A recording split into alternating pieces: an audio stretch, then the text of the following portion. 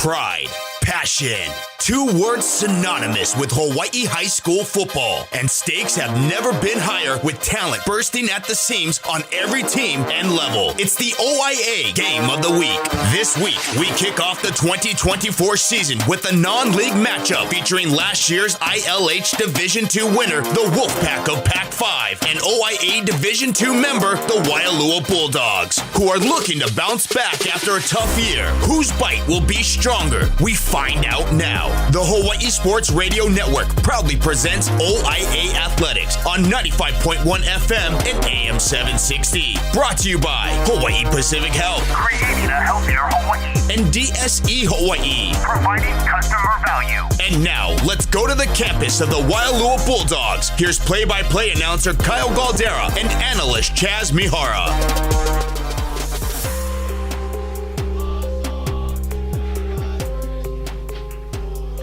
Aloha and welcome to Waialua High School. We are kicking off the 2024 football season with a crossover battle between the home team Bulldogs and the visiting Pac-5 Wolfpack out of the ILH.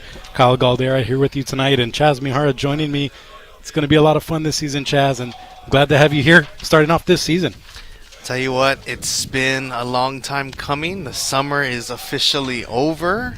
Everybody is all ready to go as best as they can, power with practice, and it's time to hit the pads. And fans have slowly trickled their way in, and it's going to be a beautiful afternoon. And I wouldn't want to spend my start of my weekend anywhere else than right here. It's definitely a Pauhana vibe here on the North Shore with the sun setting. Waialua just singing their alma mater, and we're about 10 minutes away from kickoff. But Chaz, let's take a quick look at this matchup. Waialua coming off a 3-6 record last year, 2-5 in the OIA D2, Pac-5 5-3 overall last season, 3-2 in the ILH D2, including a win over Kaimuki in the state tournament. And Pac-5 is definitely the favorite on paper, bringing back their returnees from last year. But this Waialua team has been working hard, might have some underdog bite in them tonight. Yeah, definitely. I mean, just that work hard mentality that they have just in that culture over here at Waialua. It's just been really exciting to see, and I think the Bulldogs have put in the work to be competitive this year. I think they're feeling good about themselves and the work that they put in the off season, during fall camp, and it looks like they're going to be giving a hard lickings to some teams this upcoming year. Yeah, we have a lot of people tuning in all the way from right down the road here in Waialua to Kihei, Maui, across the pond in Riverside, California, and across the globe. So thanks for tuning in. Should be a fun matchup tonight. When we come back, we'll get you some particulars and some players to watch right here in our Game of the Week.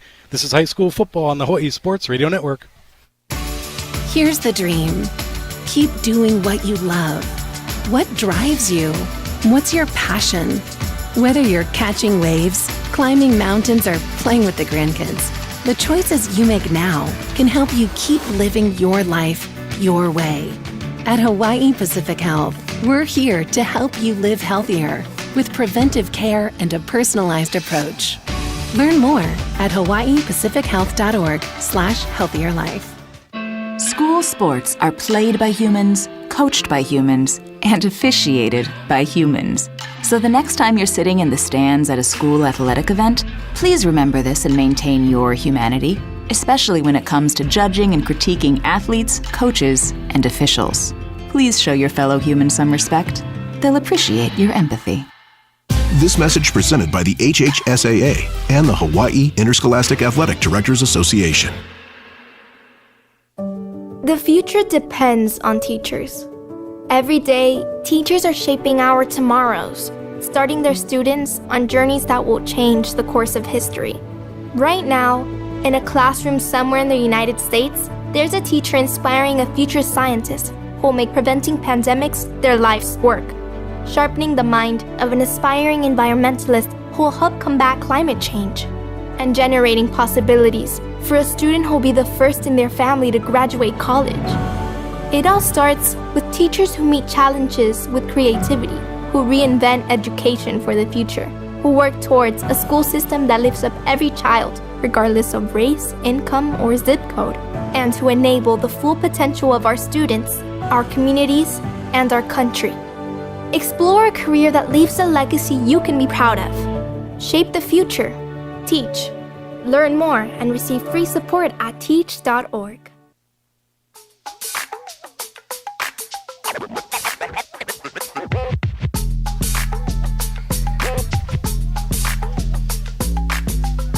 Welcome back to Waialua High School. Kyle Galdeira and Chaz Mihara here with you. And unlike most games where sometimes we start on Hawaiian time, we're actually early tonight. We're about 5 minutes earlier than expected.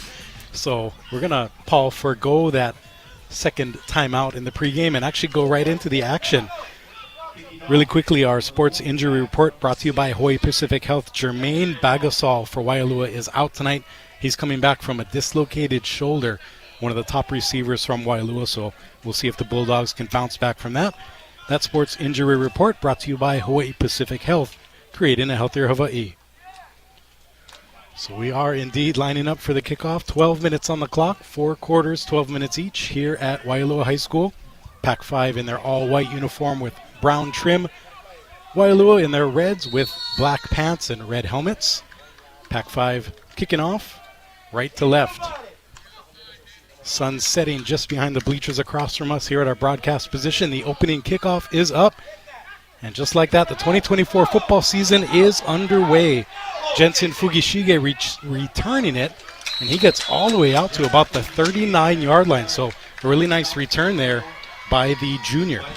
Yeah, about a 14-yard return there from Jensen, able to bring it up and get good field position to start here for the season here for the Bulldogs. Our referee tonight, Pete Arcio, and I want to give a shout out to him. This is his first varsity game as a white hat referee, so big moment for him. He actually had us take a picture of him from our broadcast position, so I'm sure this will be a special memory for him. Waialua now moving left to right from our broadcast position. Under center will be Emery Abila. In the shotgun is the quarterback. He's a junior, done a lot of maturing, Coach Gary Wirt said, and he hands it off. It's going to be run to the right by Raiden Wilson. He's the returning running back, and he picks up about 5 yards. That initial starting position moved to the 40. So now 2nd and 5 at the 45 of Waialua. Yeah, Wilson able to just get out of reach of Falafine Auae, a 6'3", 270-pounder, almost coming in with the tackle. So good job by Waialua on their opening drive, getting a 5-yard gain. It'll be the same backfield, Raiden Wilson, the running back, behind Abila. Shotgun snap taken. Handoff is made, but it's fumbled.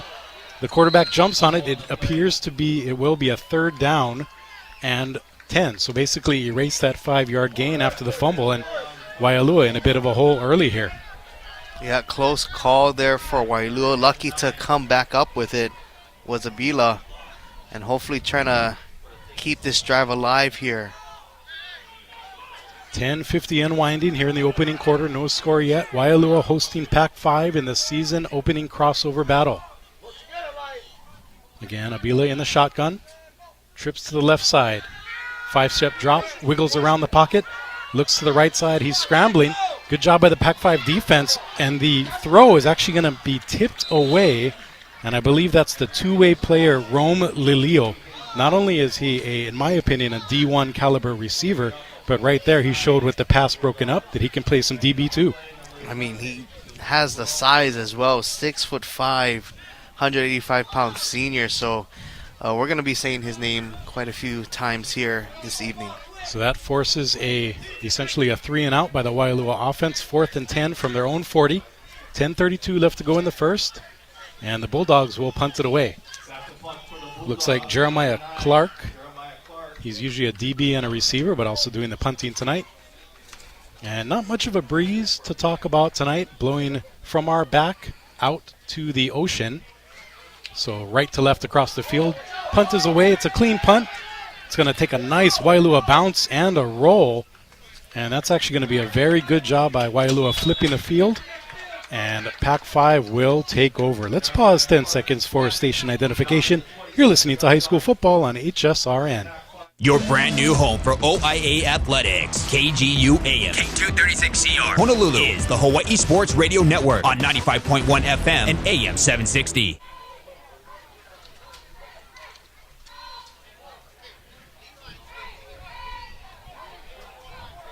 Back here live at Waialua High School, 10:20 to go in the first quarter. Pac-5 taking over after forcing a 3-and-out to Waialua to start the game. And it'll be Colton Amai Nakagawa, the quarterback for Pac-5. Pardon me, it's actually going to be Braden Sarahina taking the snaps tonight for the Wolfpack, and that one is incomplete. 2nd and 10 for Pac-5 on its own 27-yard line. Yeah, first play was an RPO. Sarahina tried to throw it across the middle, fell a little bit short to his intended receiver. Falls incomplete. Sarahina, the senior quarterback. Colton Amai Nakagawa, the junior.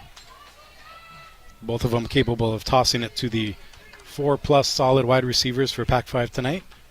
Trips to the left side, a quick pass to the side of Lelio. That's Rome, who we mentioned on the DB play on the Waialua side, now making the catch here and running it for a first down. So our first down of the game, Pac-5 marching from right to left here near the 40-yard line.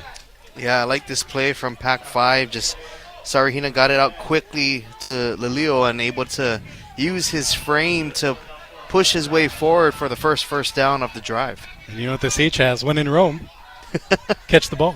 Catch the ball. Pac-5, first down and 10 at its own 39. Another spread formation. Ooh, almost a false start there. The wide receiver got away with it.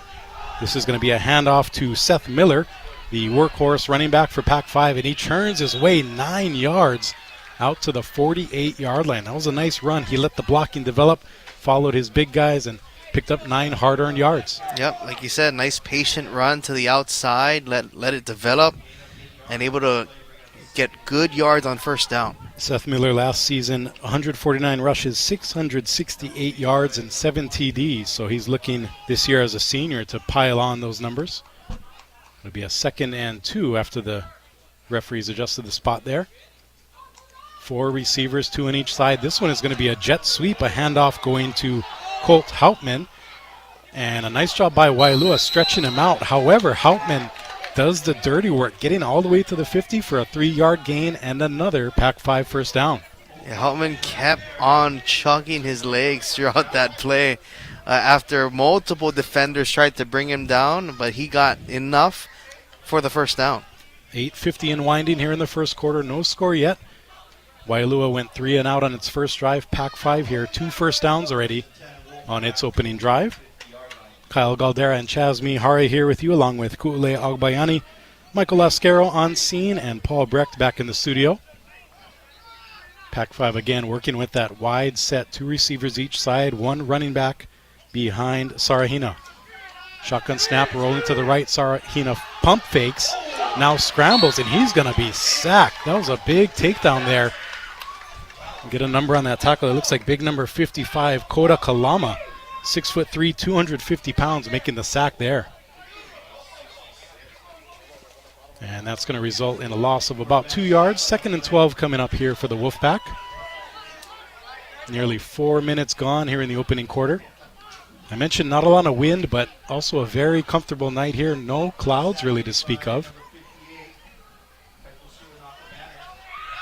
Rome Lilio splits out left in that 4 receiver set, 2 on each side. Sarahina claps his hands, gets the snap, 3-step drop, looking right, throws it right. It's going to be caught by the speedster, Kalen Donate, and he's going to take it about 7 yards all the way to the 45 of Waialua inbound, so the clock will run, and that'll bring up 3rd and 5 for Pac-5.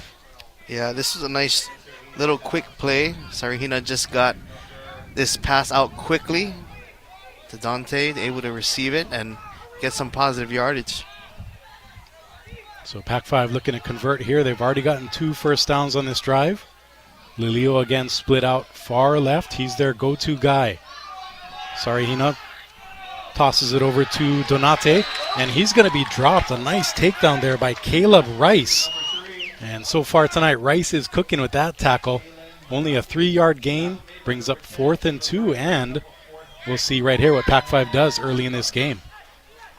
Great tackle by Rice, able to hold the receiver right there as soon as he caught the ball short of the first down. Pac-5 looks like they're going to go for it. 6:55 and winding here in the opening quarter. No score yet. Wolfpack looking to change that. for the first time tonight. 3 running backs for Pac-5. It is going to be a handoff. That is Seth Miller up the middle, and it looks like, at least initially he was stopped, but then he kind of bulldozed his way forward, and now it looks like it will be a first down. So credit there to Miller not giving up. He was stopped for a 1-yard loss, ends up making a 4-yard gain. Yeah, Miller able to kind of brush off that initial tackle and able to just kind of keep chugging his legs forward for the first down and keeping his drive alive here for Pac-5. Yeah, so far for the Wolfpack, Miller time here in the first quarter, as Miller has really gotten things going on the ground. A couple of carries for 10-plus yards so far. And now 3 first downs for the Wolfpack. Back to the 4-receiver set. This time trips to the right side. And the quarterback, Sarahina, is going to run and toss it to a scampering receiver. That looks like Avery Zion Branch. We're calling his name for the first time tonight. The son of the legendary UH receiver, former Denver Bronco Derek Branch, who is now an assistant coach with Pac-5. So I know Derek was excited about his son this year. Only a sophomore. He had 60 yards receiving and 2 touchdowns last year. Already tonight, a big catch for about 20 yards. Another first down for Pac-5, 1st and 10 at the opponent's 18. Halfway through this first quarter. So far, knocking on wood, but moving expeditiously here in Waialua. 3-step drop by Sarahina. He tosses it to the left side. Looks like some contact. No flag, though. A nice play by the DB, Caleb Rice. Another big play by the senior. Only 5'7", 150 pounds, but playing with a lot of heart and skill tonight. Yeah, Rice putting himself in the correct position on that play to disrupt the pass for the incompletion. So Pac-5 here, 2nd and 10 at its opponent's 18-yard line. So far, 4 first downs tonight, moving the ball well.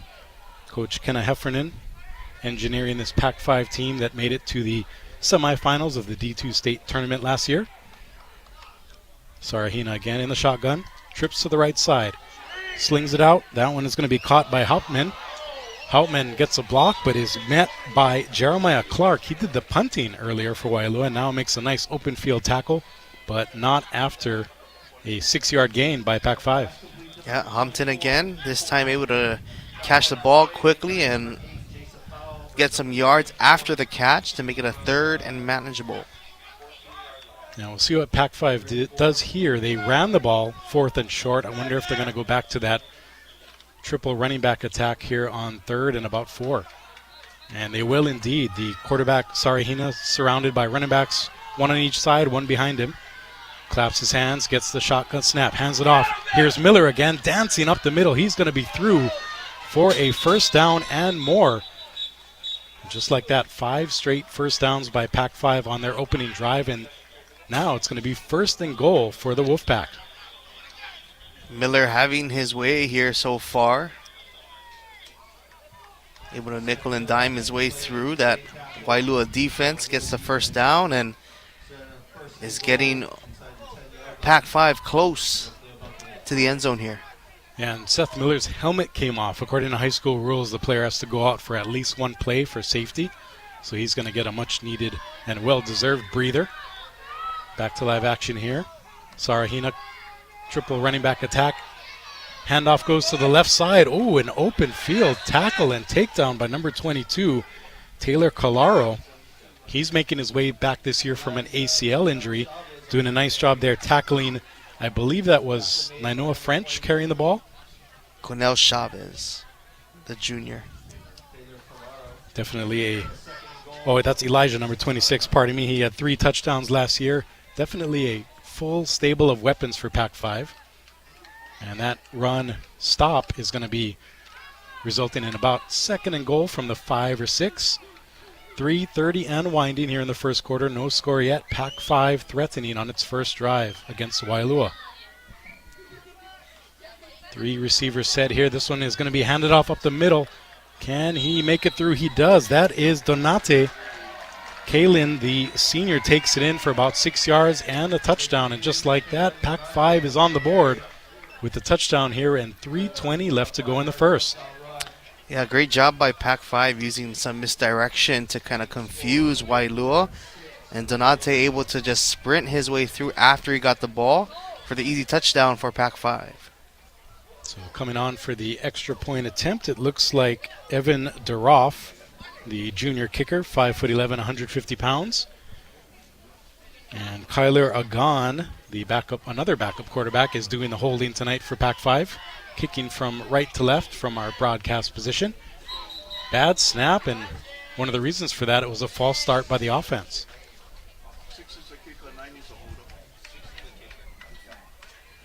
So indeed, Evan Duroff doing the kicking, and after moving back 5 yards, they'll attempt the extra point try. So the Donate touchdown gets Pac-5 on the board. And awaiting the extra point attempt. Pac-5 lined up. Snap is good, hold is good, and the kick is good as well. Pac-5 out to a 7-0 lead on the road against Waialua. We'll step away for a 60-second timeout and be right back with more. You're listening to High School Football on the Hawai'i Sports Radio Network. As veterans, we're no strangers to helping others. That's what we were taught, service before self. But we do have one question for the veterans listening.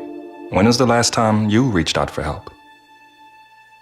If you or someone you know needs resources, whether it's for stress, finances, employment, or mental health, don't wait. Reach out. Find more information at va.gov/reach. That's va.gov/reach. Brought to you by the United States Department of Veterans Affairs and the Ad Council.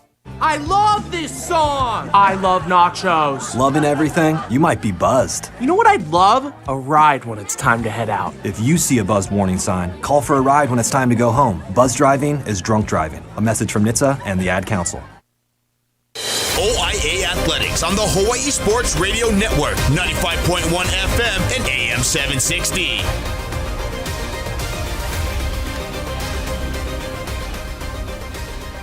Pac-5 gets the scoring underway here in our cross-league matchup.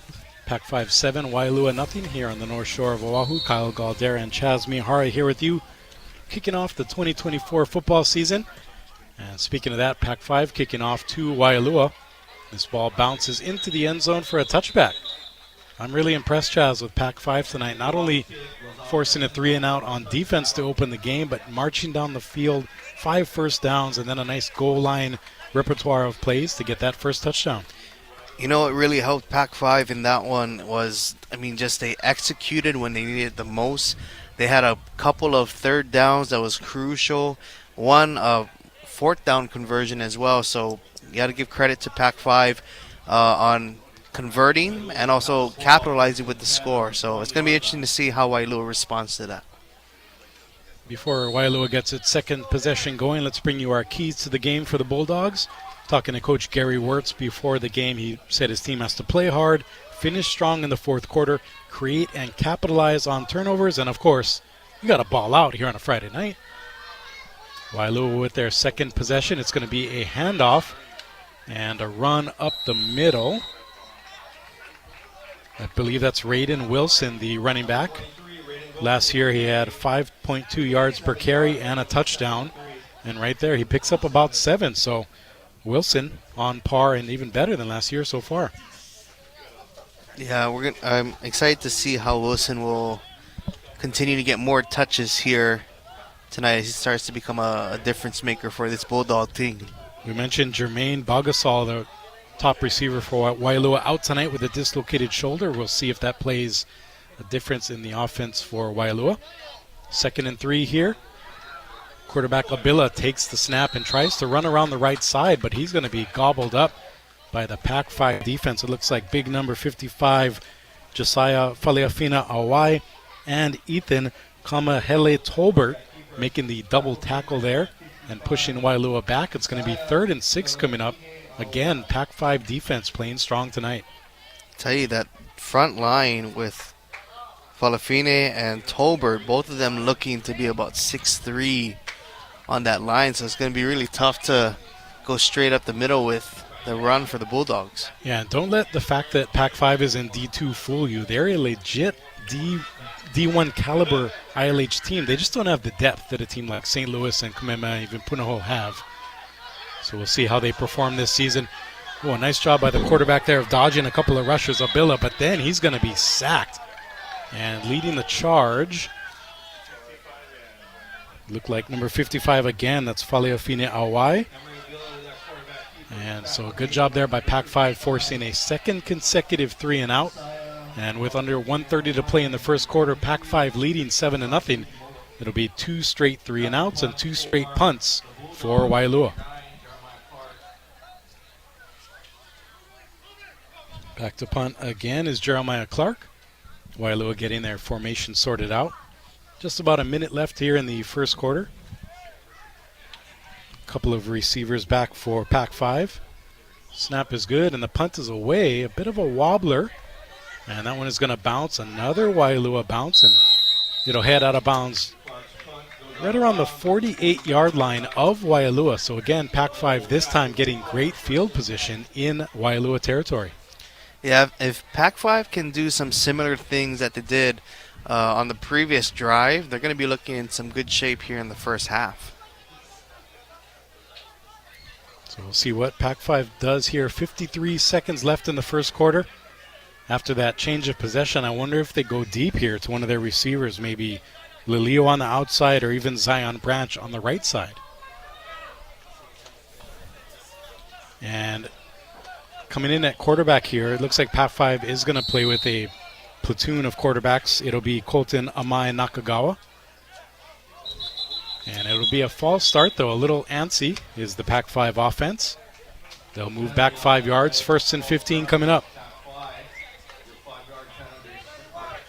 So Braden Sarahina led Pac-5 to their first score, and now the junior Colton Amai Nakagawa in, trying to get another 7 on the board.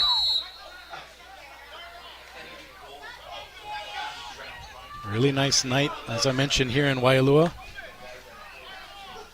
Definitely different than the last time I was here reffing back during COVID, when there were no fans and people would actually drive their trucks as they are now and watch from there. Quick pass for Pac-5, a nice grab by Zion Branch, and he's going to turn what should have been an incomplete pass into about a 3-yard gain. Yeah, Branch got up on his high horse there and went up to get the football and was able to get some positive yardage there after the penalty. So Amaya Nakagawa, maybe a little bit of nerves coming in for the first time this game. He runs over to the sideline to get the next play.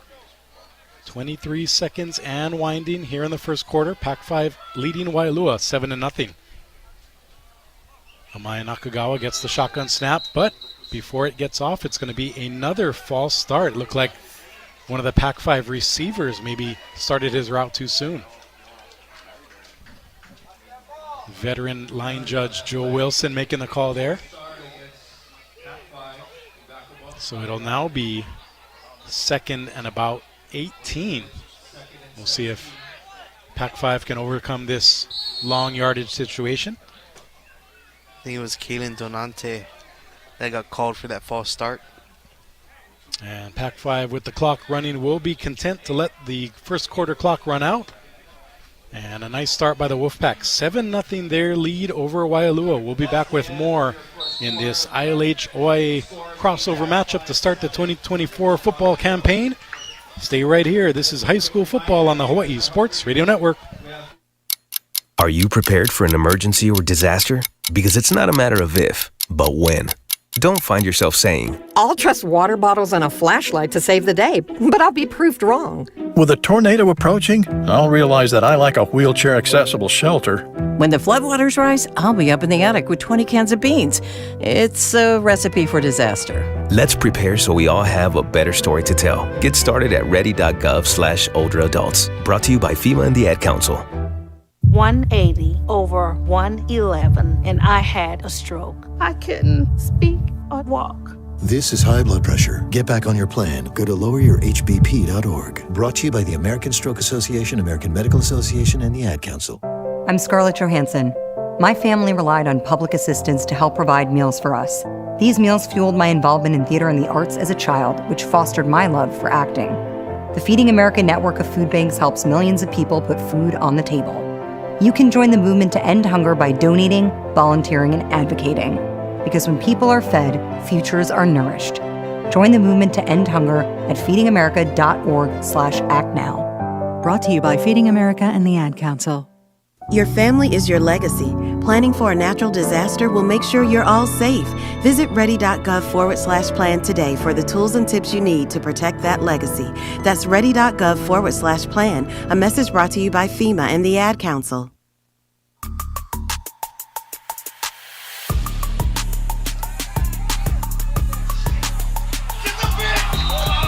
Welcome back to Waialua High School. Right off the bat, nearly an interception by the Waialua defense. That ball pinballed around off the hand of Amai Nakagawa, off the receiver's hands, and then off of 2 DB's hands. But fortunately for Pac-5, it's a long, incomplete pass, and that'll bring up about 3rd and 17 as Pac-5 now moving from left to right from our broadcast position.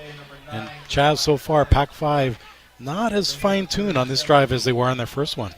Yeah, just kind of putting themselves aback a little bit with some small penalties here and there.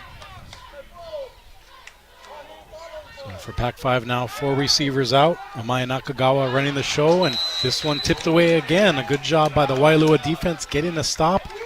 And at least it looks like right now they're going to force a Pac-5 punt. Yeah, got to give credit to the Waialua defense for making it tough and tightening those passing lanes that Nakagawa couldn't kind of get the ball through. So back to punt for Pac-5. It looks like Evan Duroff again. He's their place kicker as well, the junior kicker. And back for Waialua, looks like Jeremiah Clark and Caleb Rice. And now we're going to have a timeout by Pac-5. We'll keep it here, but I wonder, Chaz, what are they thinking about here? Are they talking about who are they going to kick it to? Because at about 4th and 17, I don't think they're going to go for it up by 7. Yeah.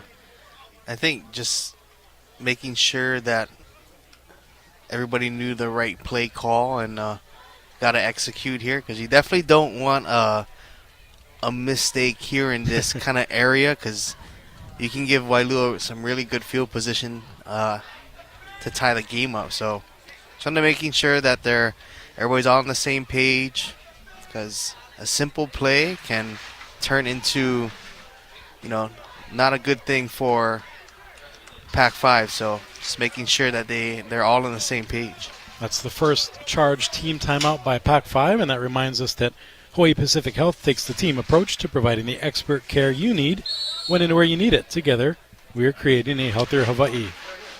Coming out of the timeout, Pac-5 set up to punt again. 4th and 17, 11:49 to go in the second, up by 7. Punt is away, and it's a nice knuckleball style punt.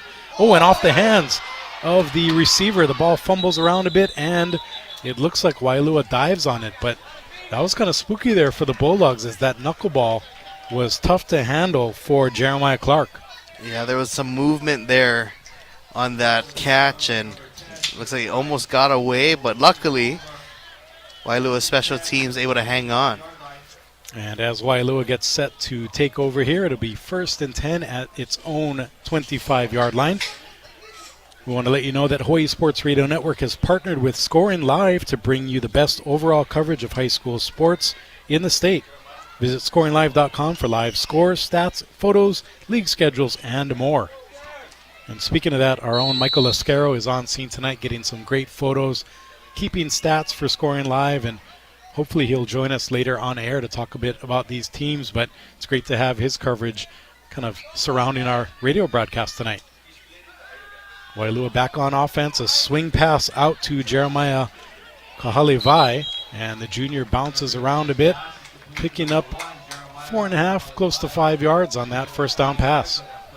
Yeah, Kahalevai trying to get some extra yards after the catch, but just couldn't kind of get his footing there. Nice tackle that time by the backfield and Ethan Lee.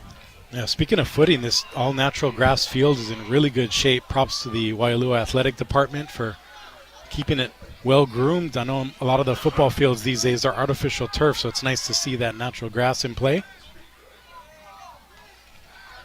Waialua's quarterback Abila fakes the handoff, now passes it out to Cash Manalo. And Cash is going to be denied the first down, so he did a nice job, but was bottled up by 3 Pac-5 defenders. And trailing 7-0 here with about a minute and a half gone in the second quarter, will be facing a 3rd and 2 for Waialua. Seth Lee was leading the charge that time for the Wolfpack there on that play, holding Cash Manalo after the catch. So we'll see what the Bulldogs dial up here. 3rd and 2. Trying to get something going on offense against this sturdy Pac-5 defense. It's going to be a run up the middle, but before that, it looks like another false start. This one, I believe, the first penalty against Waialua tonight, and it will be costly, as that'll bring up 3rd and 7. Yeah, that one hurts because, you know, Waialua worked so hard to get a few positive plays here and there, and now this penalty is going to bring them from 3rd and manageable to 3rd and long. And before the game, Coach Gary Wirtz, he has quite an impressive beard. He was teasing me about mine turning a little more gray like his, and that's definitely going to get his even more on the white-gray side. 3rd and 7 coming up here for the Bulldogs. 10 minutes to go in the opening half. Abila tosses it to the right side. It's going to be caught, but the receiver was running back toward the line of scrimmage, so he's going to be short by about 2 yards. Wow. A little bit of a short spot there, but it'll end up bringing up 4th and 5 now, and Waialua will probably punt it. I like the play call from Waialua, but like you said, it was spotted back a little bit short as Rice had to go back to the football. But nonetheless, sets up a 4th down for Waialua. So as long as they don't fake it here, that's going to be the 3rd punt forced by Pac-5 so far tonight. And back to punt, Jeremiah Clark again. He's been busy tonight, catching punts, punting the ball. And we'll see what he can do here. Again, not much wind tonight here at Waialua High School. Beautiful sunset behind us, or actually in front of us, behind the field.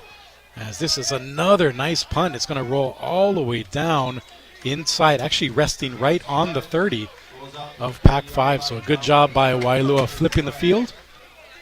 And we'll keep it here as the teams change possession. 8:55 left to go in the first half. Pac-5 still with a 7-0 lead. And we want to remind you that even though this is a crossover game, we're starting the season with a nice matchup between the ILH D2 Pac-5 and OIA D2 Waialua High School. Hawaii Sports Radio Network is proud to be the exclusive radio home of OIA Sports. You can visit hawaiisportsradio.com, click on the OIA Sports tab for broadcast updates, games on demand, photos, and much more. Quickly, Pac-5 back on offense here. Another trips to the right side set for wide receivers. And that's Seth Miller running hard again and blowing out a defender, bowling him over, and then taking out 2 more defenders as he gets a hard-earned 8 yards to the right side. Wow, Miller time tonight. Talk about playing hard. Miller took a shot after a few tackles there, but Miller, staying tough, gets a good 9 yards on that first down run. Nothing light about that, Miller. Second and a short 2 coming up here. 8:20 and winding in the opening half. Pac-5 looking to supplement its 7-0 lead. Another 4 receiver set for Pac-5 in the shotgun. I believe they're back to their starter. They are. Sarahina hands it off, and looks like Miller running hard again. He's going to pick up close to 10 more, and that's another first down. Pac-5, a nice balance here with the run and pass, really keeping Waialua on its heels. Yeah, and I think misdirection too. You force Waialua to go one way, and then you bring Miller on the counter to go back the other way, and it just sets up a really nice open lane there for Miller. So 1st and 10, Pac-5 on its own 49, trying to get into Waialua territory where it's lived most of tonight on offense. Receiver comes in motion, another jet sweep.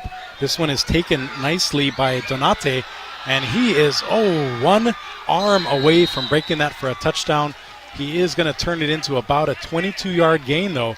It's going to be another first down at the 31 of Waialua. Pac-5 is marching. You know, one thing that I think Waialua is going to have to clean up as they keep going down the season is that initial first tackle. they had Donate back at the original line of scrimmage, but a couple missed tackles, and Donate was able to break away and just kind of squeal his way out for this big run, and that's what's setting up this Pac-5 offense right now. And Pac-5, a bit of a modified no huddle where they do group up, but because of their wide receiver splits, sometimes they just go right to the line, and already Waialua being effective. Some hands on hips, some knees on the ground. And we'll see if Pac-5 puts it on the ground or keeps passing it. Sarahina hands it off again. This one taken by Connell Chavez. That's the junior, and a nice tackle by Waialua. Yeah, great one from Shaden Lele. Just as I talked about having that initial first tackle, Lele, the freshman, able to step up big time there for the Bulldogs. So after that, Lele stopped for a 2-yard loss. It'll be 2nd and about 12 at the 35 of Waialua. Pac-5, 6:35 and winding left on this first half clock. Wolfpack with a 7-0 lead over the Bulldogs. I know our Alan Mia in the pregame billboard was asking who's going to have the stronger bite tonight. So far it's Pac-5, but a fumble on the snap. Fortunate for Pac-5 they were able to land on that one because Waialua was a few inches away from really turning the momentum in this game. Yeah, Donate was kind of changing sides, and I think the snap hit him on his way going to the other side. So a little bit too much motion there for Pac-5. It disrupted the snap, and it's going to result in a 3rd and 16. And we saw this on the last drive. Pac-5 got to about 2 yards away from the first down, then had some penalties and moved all the way back. Couldn't capitalize. We'll see what they can do here on 3rd and long. Quarterback Sarahina in the shotgun, gets the snap. 3-step drop, now runs left. Looking for a receiver. He finds one. Can they reach him? Oh, a beautiful sideline catch. We'll see what the down judge said. It is a catch. And that is our man, Rome Lilio, who we targeted in the pregame show. I already mentioned to you, Chaz, and to our audience that I think Rome is a D1 talent, and he showed it there, coming back across the field, getting the toe tap, and the long first down for Pac-5. Yeah, it was a little bit of a short throw from Sarahina, but it got the ball to Lilio, able to get the catch, and a big 3rd down completion there for Pac-5. 5:31 left to go here in the second quarter. Pac-5 marching again. 5 receivers set here. This one handed off. Oh, a long run to the right side after a bunch of Waialua players pushed him back. And a good job by the Bulldogs there of stopping Donate. And now we're going to get a timeout called by Waialua, looking to talk some strategy here. So that leaves each team with 2 timeouts here in the first half. And Chaz, I'll kick it to you. What are some initial thoughts so far after seeing, a little bit of defense, some offense from both sides, a couple of drives under their belt to start this season? Pac-5 obviously with the 7-0 lead, but we'll see what Waialua can do here on defense. Yeah, I think this is a smart timeout because if we can hold Pac-5 even to a field goal, that's better than giving them a 2-score lead late here in the first half. So if they can kind of slow the momentum down of Pac-5 and limit them and not get them to the end zone, I think Waialua, that's, again, the plan going forward here is trying to hold that Pac-5 offense. So after that nice stop on first down, Pac-5 will be faced with a 2nd and goal from about the 8-yard line, right in the middle of the field. Again, a very well-maintained natural grass field here at Waialua High School. Props to Darnell Arsenault, the athletic director, and his entire staff. Doing a great job here. And again, thanks for hosting us tonight as we take our show on the road to start the season. Pac-5 takes a snap. This ball's tipped. Oh, and falls just out of the stretched hands of Jeremiah Kahalevai, the junior DB, who lined that pick up but had it just tipped away. Yeah, they were trying to find Rome again, but thrown a little bit too far behind him. Like you said, got tipped after the throw. It's a big 3rd down here to see what Pac-5 comes up with. The passport to Rome was denied on that pass. We'll see what Pac-5 can do here. 3rd and about 8 to go. 3rd and goal from the 8-yard line. Waialua showing a press coverage with 1 DB deep, so definitely man coverage here for Pac-5 to look at. Receiver goes in motion. This one's handed off to Miller. Can he get the edge? He can, and he does. He's in. It's an 8-yard touchdown. It is Miller time for Pac-5. 13-0 here, midway through the second quarter. What a run from Seth Miller. Did a few little shimmy moves. Got to the outside and able to use his speed to run past the Waialua defenders right into the end zone. And is able to put Pac-5 up 2 scores. And I don't want to get too carried away here with the comparison, but do you see a little Christian McCaffrey in his moves there? Not bit. Only speed, but that power too when he needs it. Yeah, definitely. Let's see if Pac-5 here can get the extra point. Daroff back. Oh, bad snap. Hold is good though, and that one is up and good. 14-0. Pac-5 leading Waialua. We'll take a 60-second timeout and be right back. This is our game of the week. It's high school football right here on the Hawaii Sports Radio Network. Here's the dream. Keep doing what you love. What drives you? What's your passion? Whether you're catching waves, climbing mountains, or playing with the grandkids, the choices you make now can help you keep living your life your way. At Hawaii Pacific Health, we're here to help you live healthier with preventive care and a personalized approach. Learn more at hawaiipacifichealth.org/healthierlife. I love playing sports, especially for my school. And that's because school sports are special. It's where it's safe to fail. It's where we're taught resilience, where our fear becomes confidence. It's where we learn to get back up after every fall. School sports are where 7.8 million students go from I can't to I can. This message presented by the HHSAA and the Hawaii Interscholastic Athletic Directors Association. You're listening to OIA Athletics on the Hawaii Sports Radio Network, 95.1 FM and AM 760. Brought to you by Hawaii Pacific Health. Back here live at Waialua High School, Kyle Galdeira and Chaz Mihara. And after Pac-5 scored its second touchdown to take a 14-0 lead over Waialua, the ensuing kickoff is taken the long way by Waialua, and they're going to get it deep in their own territory at about the 16-yard line.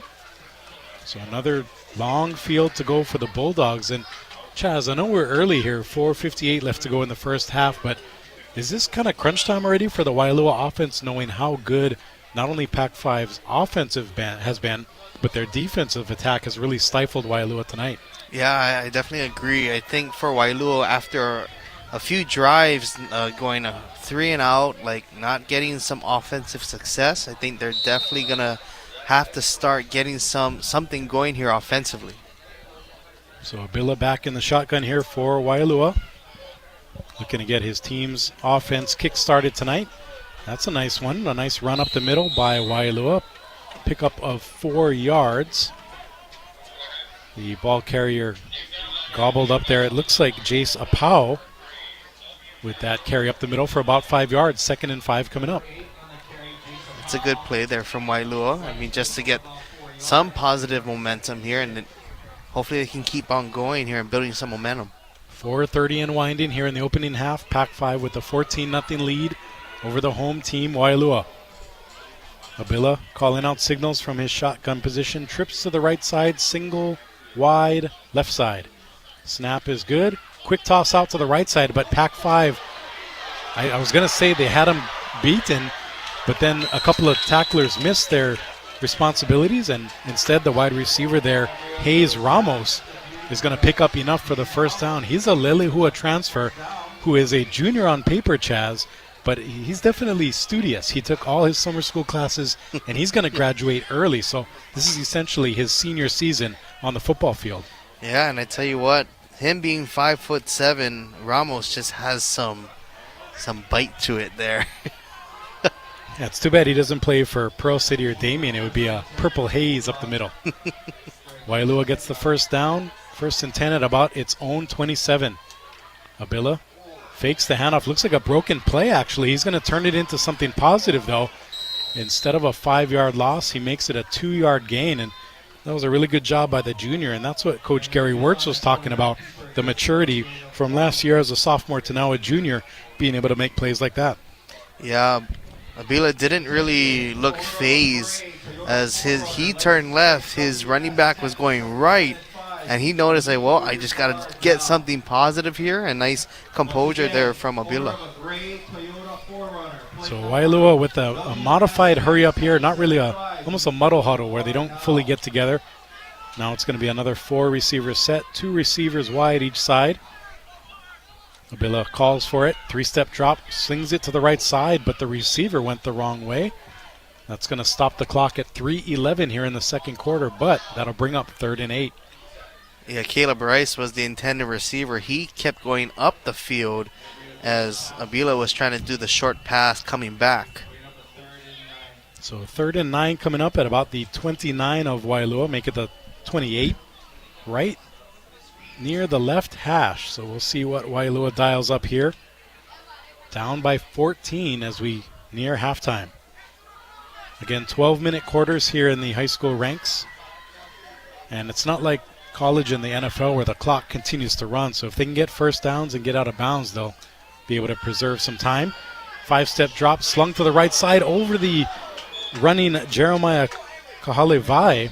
And that's going to be another 4th and long coming up. It looked like the quarterback Abila there got a little too excited, had a nice spiral, but put too much juice behind that one.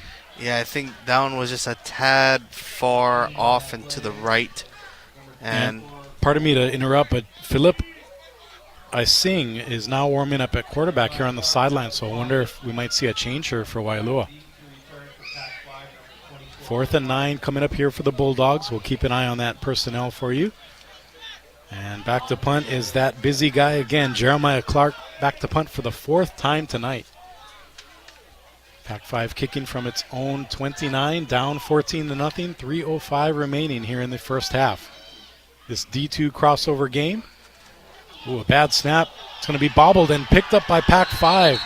Things going the Wolfpack way tonight. It's going to be a turnover on downs following the bad snap. And that'll give Pac-5 great field position. 1st and 10 going in at about the 16-yard line. Pac-5, again, just doing a nice job of putting themselves in good positions here and good opportunities. And hopefully they can put themselves up 3 scores here, knocking on the door with good field position. Yeah, we mentioned one of the keys to the game for Waialua was to not only create but capitalize on turnovers. Coach Gary Wirtz can't be happy with that as Pac-5 is using its own keys.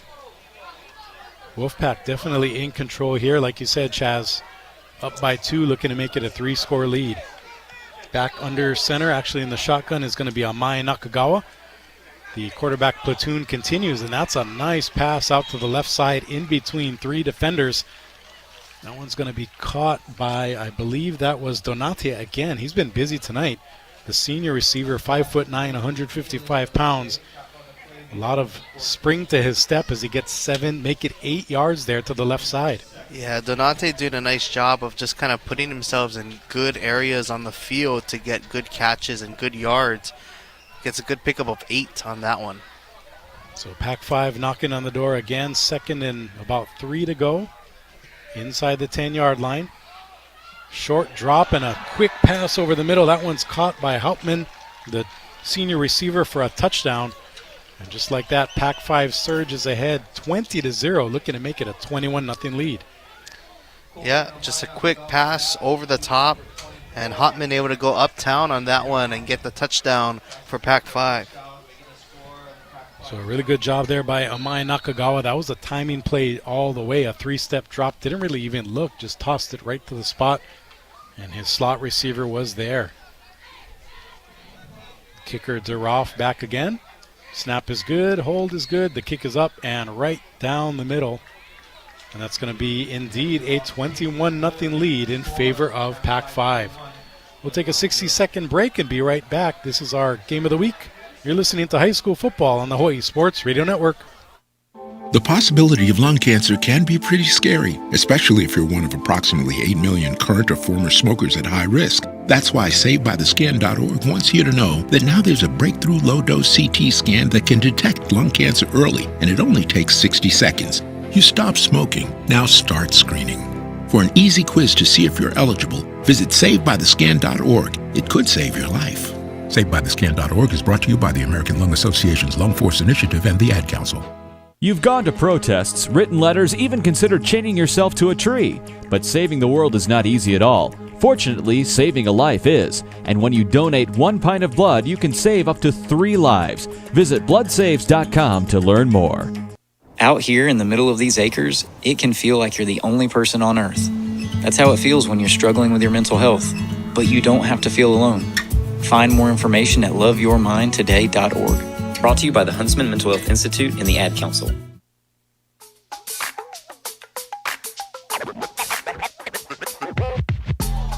Back here at Waialua High School, Waialua taking its 4th kickoff of the game as Pac-5 now leads 21-0. 2:20 to go here in the first half. A nice run back there by Waialua, getting out to about the 32-yard line.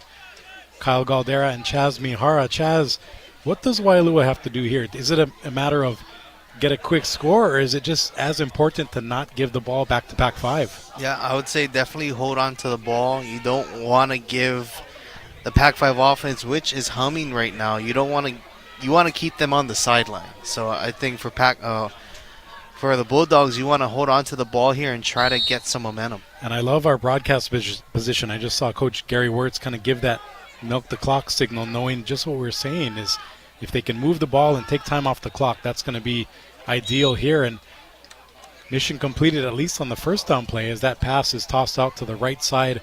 Kahale Vai picking up about 4 yards, and the clock will move as we hit the 2-minute mark and winding here in the second quarter. Yeah, it's going to be interesting to see what play calls here for Waialua. Hopefully some of their comfort plays to kind of get them, boost their confidence here. Abila still in the shotgun.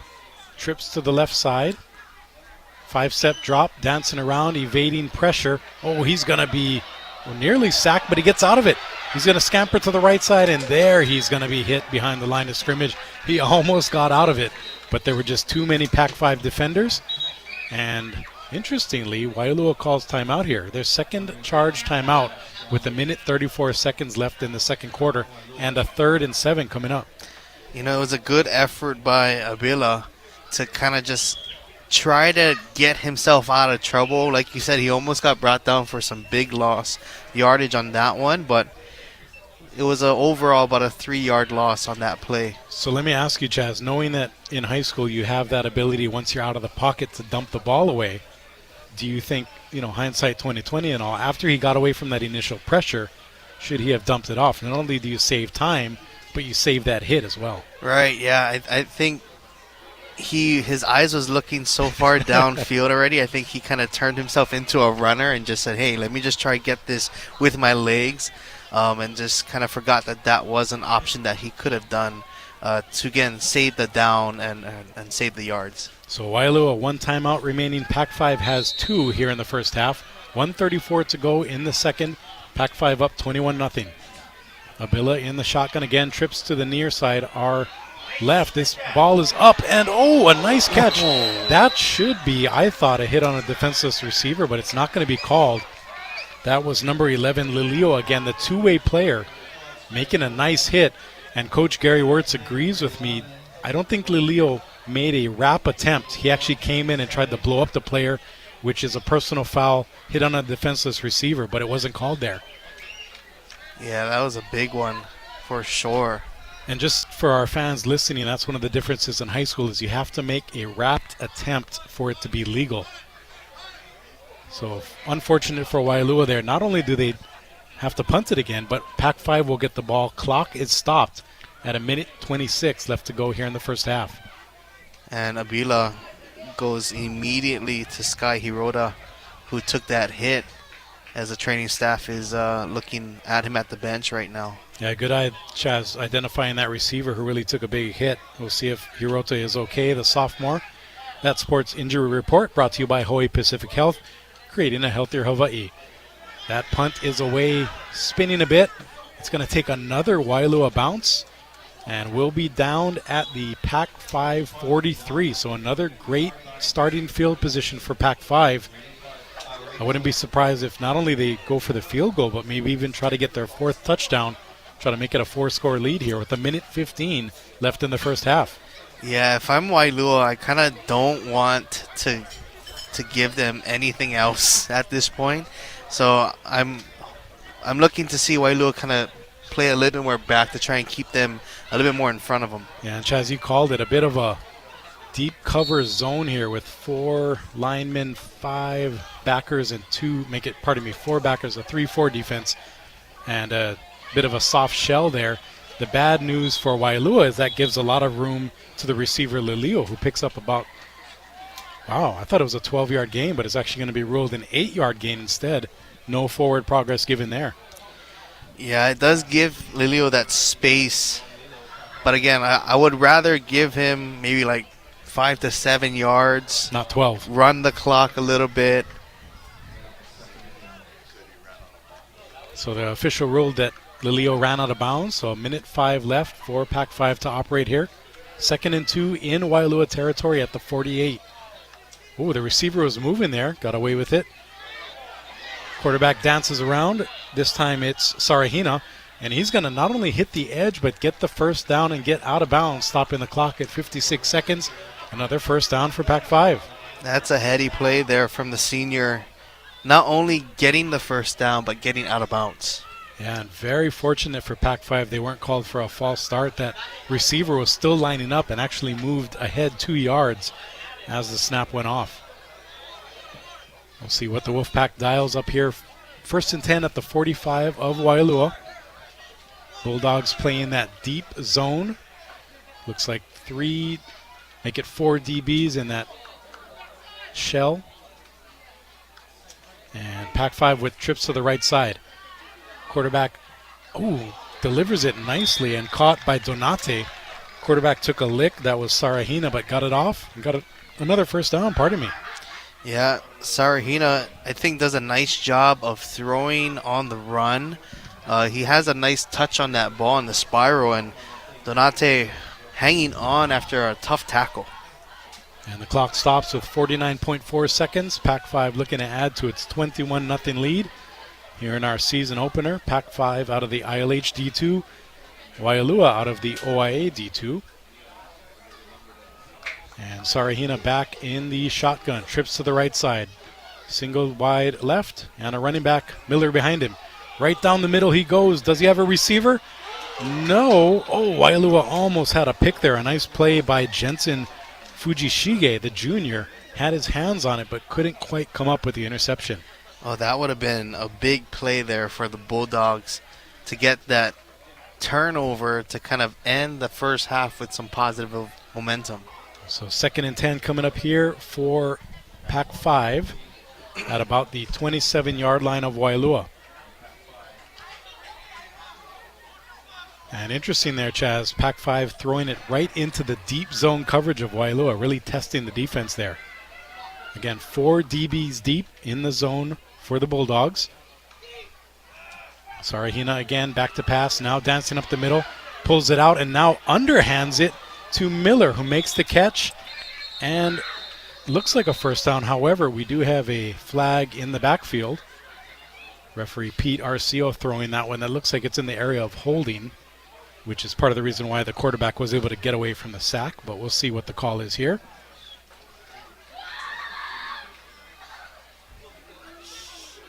Arcio working his first game as a White Hat, doing a great job so far, and indeed it is holding, so Pac-5 stalls a bit here with 35.5 seconds left in the first half.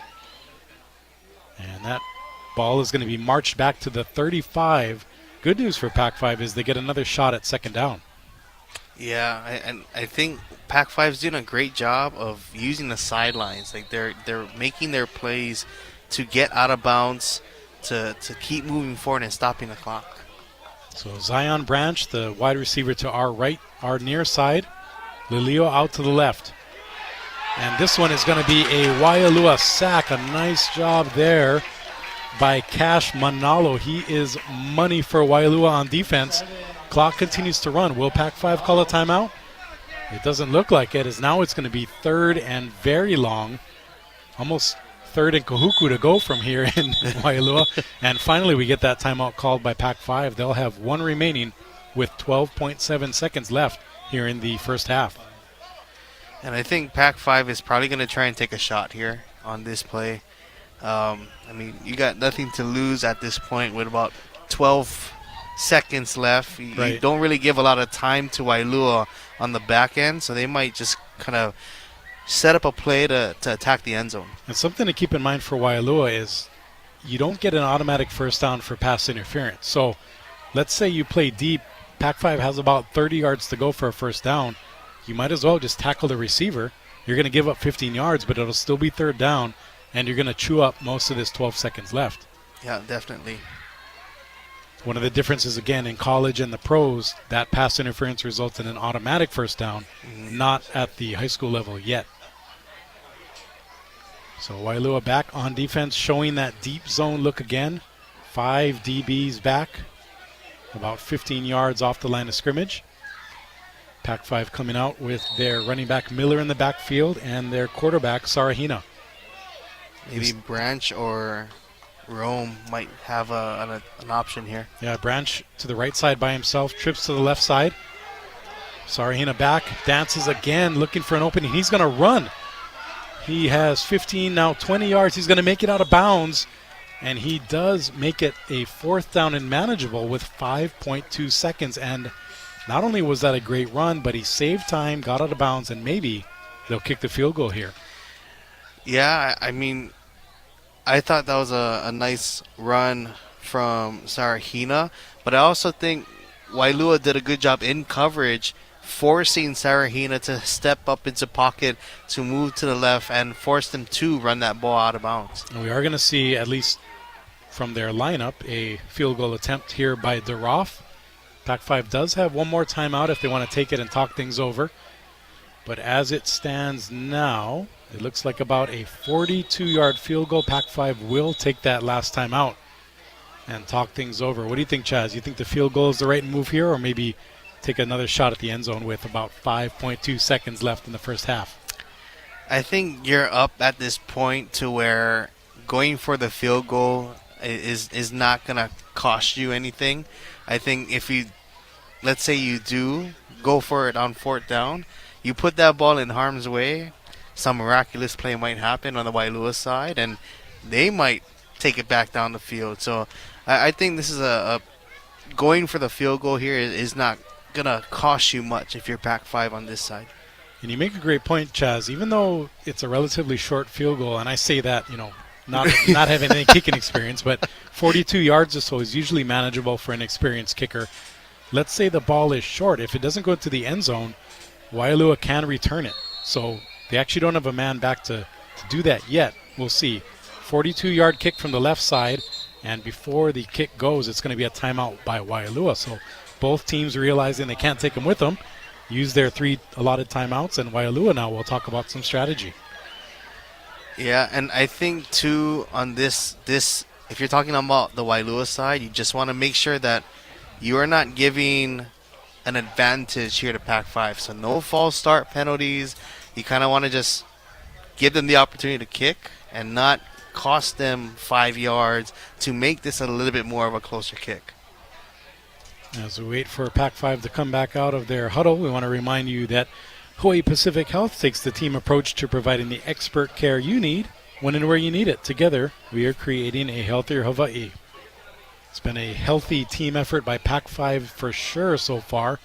21-0 lead over Waialua, looking to make it 24 if the kicker, DeRoff, can make this 42-yard field goal from the left hash. Snap is down. Hold is good, but the kick is low. It's going to bounce out of bounds, and that will be the end of the first half. A nice job there by Waialua holding tough, but Pac-5 ahead 21-0 as we head to halftime. We'll take a brief timeout and come right back with our halftime show. Again, Pac-5 on the road on the North Shore, 21-0 lead over Waialua. In our game of the week, this is high school football on the Hawaii Sports Radio Network. Childhood should be the happiest time of life. For many, sadly, it's riddled with pain, rejection, and isolation. But Mercy Ships is restoring hope to some of the world's most forgotten children through free, life-changing surgeries. No one can change the world on their own, but together we can transform it. one person, one child at a time. To learn more about how you can help, go to mercyships.org today. In school sports, it's easy to see the wins, the moments that make headlines. But there's so much work that goes unseen for any of it to happen. My name is Phil Risen, and I'm the Executive Director of the National Interscholastic Athletic Administrators Association. Throughout the country, athletic administrators dedicate countless hours to making life-changing opportunities possible for student athletes through sports. Their sacrifice is fueled by the belief that every student can grow and deserves their time to shine. On behalf of the NIAAA, we want to thank every athletic administrator for your tireless dedication to providing 7.8 million students across the country a path to a better future. This message presented by the NIAAA, the National Interscholastic Athletic Administrators Association. The phone's blowing up, but you're in the driver's seat. Ignore the buzz, keep your eyes on the street. No text back, no scroll, just let it wait. Attention on the road, that's the only way. Phone's blowing up, but you're in the driver's seat. Ignore the buzz, keep your eyes on the street. No text back, no scroll, just let it wait. Don't drive distracted. A message brought to you by the National Highway Traffic Safety Administration, Project Yellow Light, and the Ad Council. The Department of Veterans Affairs is so innovative, it not only improves the lives of veterans, it transforms the lives of healthcare professionals who serve them with access to the latest technologies and remarkable benefits. Transform your future at vacareers.va.gov. Aloha, beautiful people! Wake up in the den with me, Ku'ule Agbayani, along with Paul Brecht and Michael Lescaro, weekday mornings from 8 to 10, right here on the Hawaii Sports Radio Network, 95.1 FM and AM 760, or listen on demand at hawaiisportsradio.com. You can even watch the show every Monday on our YouTube channel. Want to get in on the conversation? Shoot us a text at 808-888-KGU1. That's 808-888-5481. I asked what kind of family she wanted. She said, a family like yours. Learn more about adopting a teen at adoptuskids.org. You can't imagine the reward. Brought to you by the U.S. Department of Health and Human Services, Adopt U.S. Kids, and the Ad Council. The OIA lives here. KGU AM, K236CR. Honolulu is the Hawaii Sports Radio Network on 95.1 FM and AM 760. OIA Athletics on the Hawaii Sports Radio Network, 95.1 FM and AM 760. Welcome back to Waialua High School, our season opener, football-wise, for the 2024 campaign. Kyle Galdeira and Chaz Mihara here with you. Beautiful Friday night football action, and for Pac-5, it couldn't be going much better. A 21-0 lead over Waialua. Not only is Pac-5's offense roaring, but Chaz, from what our sideline reporter Michael Lescaro let us know, only 5 yards of offense in the first quarter for Waialua. So definitely Pac-5's night, at least in the first half. Yeah, I think this was the best case scenario for Pac-5. Not only, like you said, is their offense doing well, but due to a little bit of help from Waialua, there was an opportunity where Waialua had excellent field position after a special teams play and just had to call a couple of plays and adding to their lead to now make it 21-0. But definitely all things are running smoothly here for Pac-5. Yeah, looking at our scoring summary, like you said, Chaz, it's been all Pac-5. The Wolfpack got the scoring started in the first quarter at the 3:20 mark as Kaylin Donate had a 5-yard TD run. Then in the second, Seth Miller added an 8-yard scamper for a touchdown. And then Colt Hauptmann added a 7-yard touchdown reception from Colton Amai Nakagawa, who was the starting quarterback last year, but is now in a platoon with Braden Sarahina, who we just found out is a transfer from Roosevelt. So Pac-5 adding more weapons to its arsenal and doing very well tonight in the season opener. Yeah, and I think one of the main guys that has been kind of leading the charge and making the plays when Pac-5 needs it the most is that running back Seth Miller. I mean, you talk about like you said, that speed and the power that he displays. Like it's really, he's been using that to his advantage against the Waialua defense. Yeah, it's been a running attack to remember for Pac-5. Miller has 6 rushes for 41 yards, a long of 11, and the score. Donate 3 rushes for 25 yards, including a 20-yard scamper and that touchdown. And, of course, we mentioned the new quarterback, Sarahina, for Pac-5.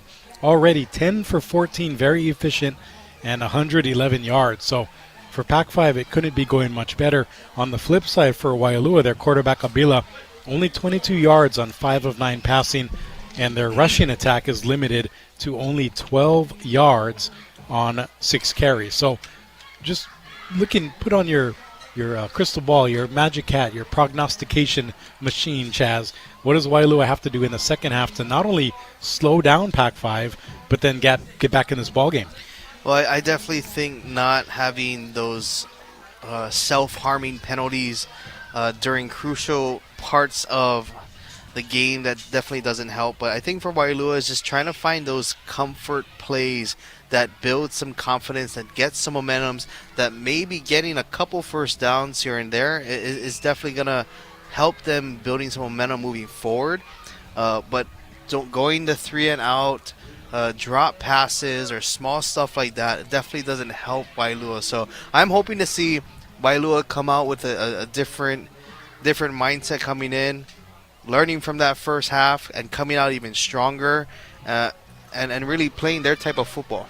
And our stats so far for Pac-5, 204 yards of total offense compared to just 18 for Waialua. Waialua, -4 yards rushing. When we come back, we'll continue our halftime report. Pac-5 leading Waialua 21-0 right here on the Hawaii Sports Radio Network.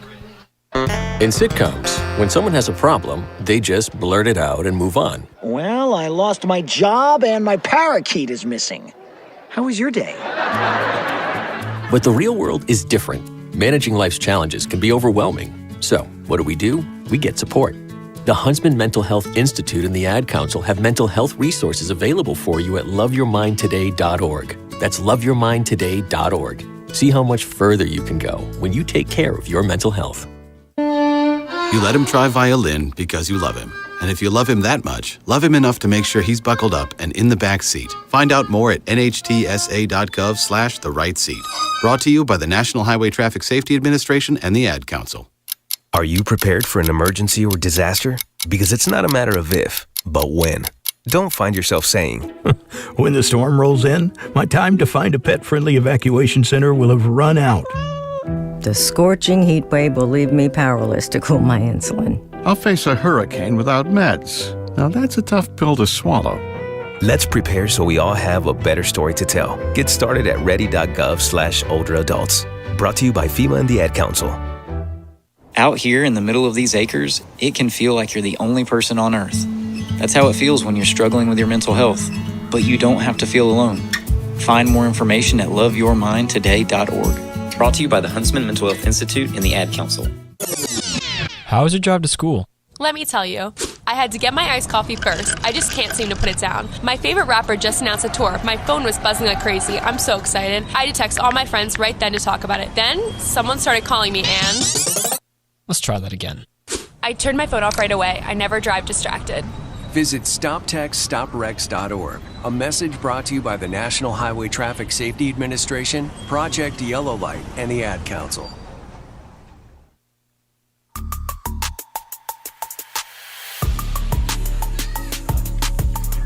Back here live at Waialua High School. The second half just a few minutes away from getting going.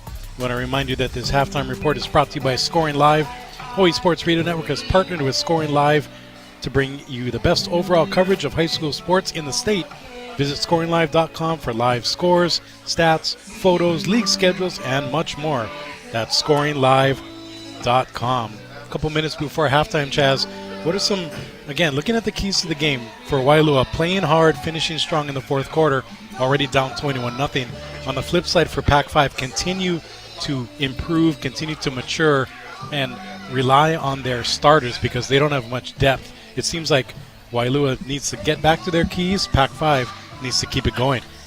Yeah, I definitely think so. And also, like you said, for them to not, to play smart, not get injured, like you said, because that was one of their keys, that they do have the talent to do well, but they just got to stay healthy. And when we come back, we'll have second half action for you. Pac-5 with a 21-0 lead over Waialua. It's a cross-island, cross-league matchup here to start the season right here on the Hawaii Sports Radio Network.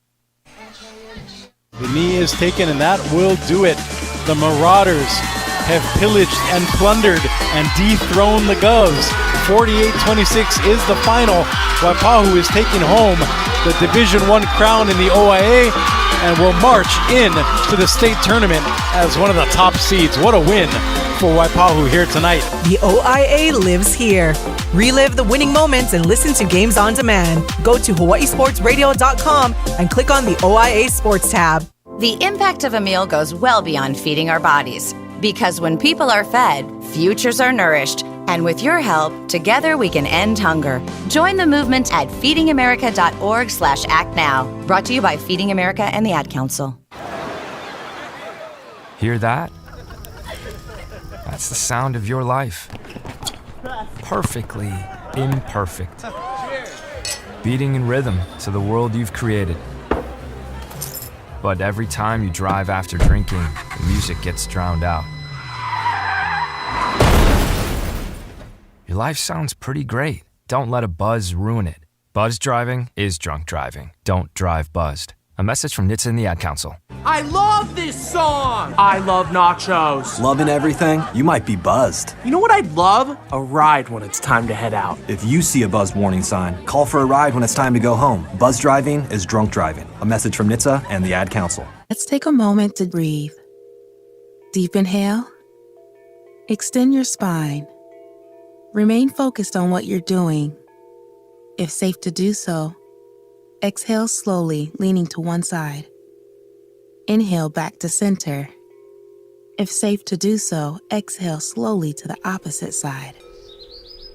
Find mental health resources at loveyourmindtoday.org. This message is brought to you by the Huntsman Mental Health Institute and the Ad Council. 180 over 111, and I had a stroke. I couldn't speak or walk. This is high blood pressure. Get back on your plan. Go to loweryourhbp.org. Brought to you by the American Stroke Association, American Medical Association, and the Ad Council. He deals 2-2. Swung on. Cross. Left field. This one is hammered on the way. Gone. Just short of the upper deck. Julio, a missile. He launched it. The building erupts. Julio! The Seattle Mariners are on the Hawaii Sports Radio Network.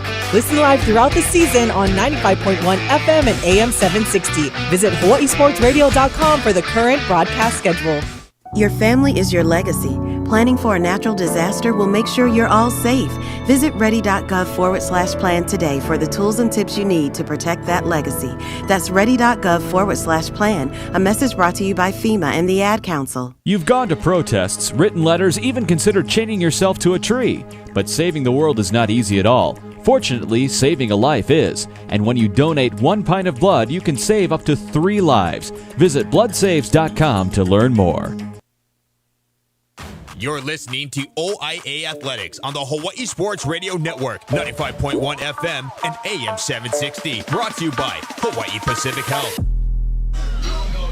Aloha and welcome back to Waialua High School. Before we get ready for a second half action, we've got to give a big shout out to Darnell Arsenault, the athletic director here at Waialua. Not only is he doing athletic director things, but he's also our resident DJ. He's taking care of everything on his golf cart. He's making sure we get some great snacks from the concession stand here. Big mahalo to Darnell and his crew. Yeah, definitely. And just so the hospitality has been super great.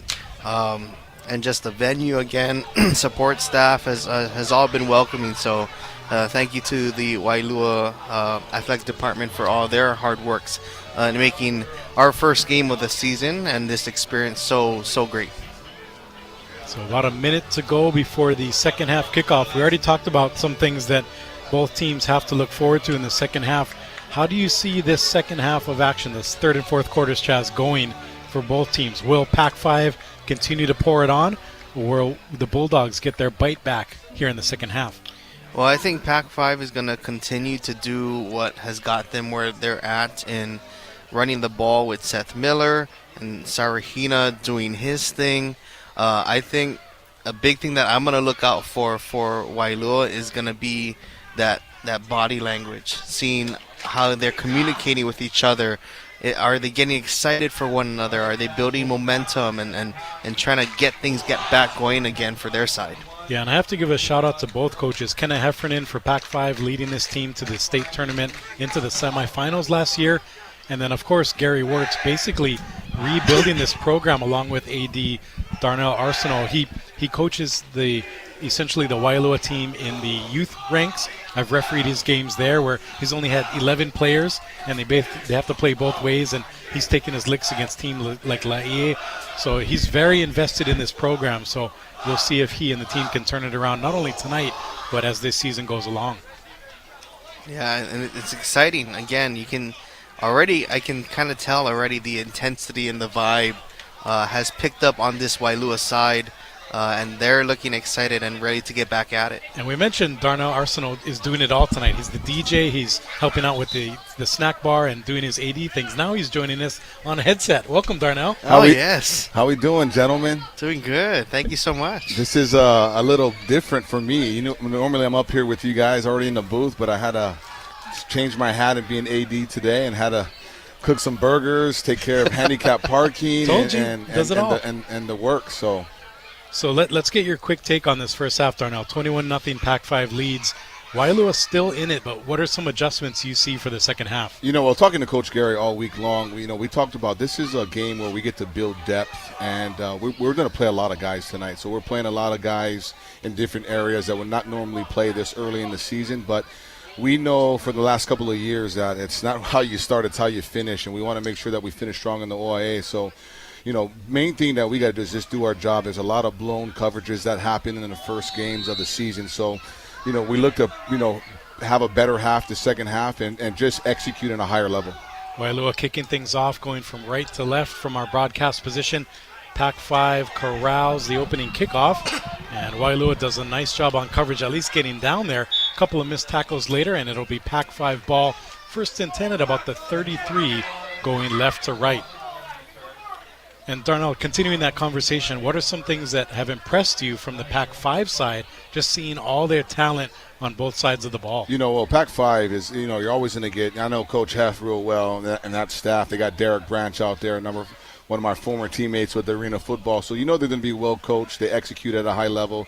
And, they're physical at the point of attack. I think, one of the things that our team, Waialua, is looking to do this second half is really try to own the line of scrimmage and move the line of scrimmage. And whether it's the offensive side of the ball and moving those defensive linemen or on the defensive line of the ball, as moving that offensive line back. So those are some of the things that we're going to try and win in the trenches here. Interesting here for Pac-5, starting the second half in an empty set. 5 receivers, now a screen pass thrown, caught by Hauptmann. And he's actually going to pick up a first down, so a nice job letting his blockers develop, using that spread of the field to find an opening and moving ahead for about 11 yards. Yeah. Well, real quick, guys, this is fun being up in here with you guys, but I got to get back to work. But it's great seeing you guys. I'll see you guys later. Yeah, thanks for your time, Darnell. Get back to your regular assigned duties for the evening. That's Darnell Arsenault. A quick halftime analysis by our good friend and colleague. We'll have Darnell on the air later this season, of course. Right now, Kyle Galdeira and Chaz Mihara here with you. Pac-5 up 21-0, 11:20 to go in the third quarter. Already marching is the Wolfpack. Another screen pass, another big gain. That's Donate picking up 7 yards. Second and short coming up into Waialua territory for Pac-5. And I think one thing I'm noticing from Pac-5 too is they're getting quicker off the ball, like Darnell said, in terms of like how they're moving, their line of scrimmage, their wide receivers, and just being intentional with the way that they move. And that's a great point, because Pac-5 is not big by any stretch, but they're using their speed and stretching the field to basically turn their passing game into a running game. A third straight screen pass here, and a third straight 5+ yard gain results in a second straight first down right out of the gates here in the second half for Pac-5. And Lilio, using his 6'5" frame, caught the ball and then put his shoulder down a little bit, leaned forward, and get the first down. 10:30 to go here in the third, and something Waialua has to be aware of is with all these dinks and dunks, Pac-5 can easily take the lid off of it here with the long pass. So the DB right now is Jeremiah Clark, playing center field essentially for Waialua. He has to be careful. Now a bunch formation trips to the right side. It's going to be a run to Miller. He hits the edge, but he is going to be tackled. A nice shoestring grab there by Raiden Wilson, the running back, playing some DB here, and that tackle saved about 10 yards. It's going to be 2nd and 10 instead of another first down for Pac-5. Yeah, Wilson just got enough on the backside of Miller, and as I was watching, I was like, oh my goodness, Miller's gonna. He found some open space on the far near side of us, and nice tackle in open space to hold him there. Yeah, Miller's glass was empty on that one. He couldn't quite get the edge. 2nd and 10 coming up here. 9:35 and winding here in the third. Pac-5 ahead of Waialua, 21-0. Quick drop by Amaya Nakagawa. This one's picked off. It's going to be corralled by Taylor Kalaro, coming back from that ACL injury, and Kalaro's into Pac-5 territory. One man to beat. He's going to be pushed out of bounds at the 30, and that is the turnover Waialua wanted. Coach Gary Wirfs pumped up, pumping his fist, cheering on his team. He says, let's go, and Waialua is back in business. Exactly what the Bulldogs needed. They needed a big play, and they got it right there. Nice heady play from Taylor Kalaro, the senior, making a big play on opening night to hopefully start the engine of the comeback for the Bulldogs. And I mentioned coming back from an ACL injury. As he was hit out of bounds, I think we all kind of held our collective breath, but he seems to be okay. And Waialua will take over on the 33 of Pac-5. So 9:20 to go in the third, down 21-0. But this represents Waialua's best offensive opportunity of the evening. Going from right to left in their red jerseys and gray pants is the Bulldogs. And the quarterback fakes the handoff, tosses it out to Kahale, and that slip screen works very well as the receiver picks up about 8 yards to the left side. 2nd and short coming up. Yeah, Abila able to hold on to it just to the last second to pull the defender towards him, and he was able to put it right in the hands of Kahale for a nice pickup. Waialua moving quickly here. Under about 8:45 to go here in the third quarter. Waialua down by 3 scores, looking to change that. Abila in the backfield in the shotgun, trips to the right side, single to the left, and a running back behind him. Quick drop, now tosses to that single receiver. That looks like Caleb Rice making the catch, and that's going to be another first down for the Bulldogs. And this is exactly what Waialua needs to do. Convert, execute, get the first down, build that confidence. And that puts the ball 1st and 10 for Waialua at the 19 of Pac-5. Clock continues to run, right about 8 minutes left here in the third quarter. Abila in the shotgun again, going with that trips formation to the right side, and the running back Jay Sapau behind the quarterback. Abila takes it, another quick pass out, this one caught by Kahale. He breaks the tackle, scoots up the middle, and tackled near the right hash for another gain. This one a big one for 7 yards. I really like Waialua getting the ball to Kahale. I mean, just the way that he is able to move with the ball after the catch is going to be really key, and hopefully they can get him more touches here on this drive. Clock continues to run. Waialua marching into Pac-5 territory following the interception by Kalaro. Abila, again, 3 receivers to his right side on the right hash at about the 15-yard line of Pac-5. Receiver goes in motion, and Abila instead runs to the left side, has a man to beat. He does make him miss, and scampers ahead for what looks like is a first down. Another first down for Waialua, and that is going to be a 1st and goal for the Bulldogs. And this is a great play from Abila. It was another broken play. The running back went to the wrong side again, and Abila, without pressure, able to use his body and his mindset to get that first down, get positive yardage, and not panic, and keep the drive alive for the Bulldogs. 5 minutes gone here in the third quarter. Waialua trailing Pac-5 21-0, but knocking on the doorstep on 1st and goal here. Handoff up the middle to Apau. Apau takes a couple of licks from the defense and moves the pile ahead, picks up about 3, maybe 4 yards. And that'll be 2nd and short with another goal-to-go opportunity for Waialua.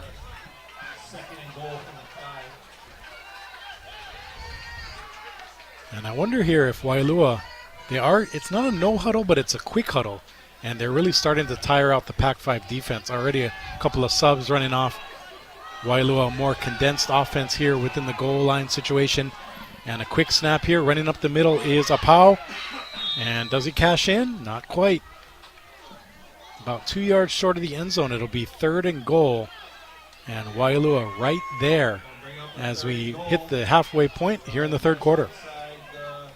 Yeah, a couple good plays from Waialua, able to inch their way a bit closer to the goal line. Let's see if they can muscle it up here to punch it in. And we're going to get a stoppage in the action and a timeout called by Pac-5. Perhaps the pace of Waialua a bit too much for the Wolfpack. And we're going to take a 30-second timeout. You're listening to our Game of the Week. This is high school football on the Hawai'i Sports Radio Network. Here's the dream. Keep doing what you love. What drives you? What's your passion? Whether you're catching waves, climbing mountains, or playing with the grandkids, the choices you make now can help you keep living your life your way. At Hawaii Pacific Health, we're here to help you live healthier with preventive care and a personalized approach. Learn more at hawaiipacifichealth.org/healthierlife.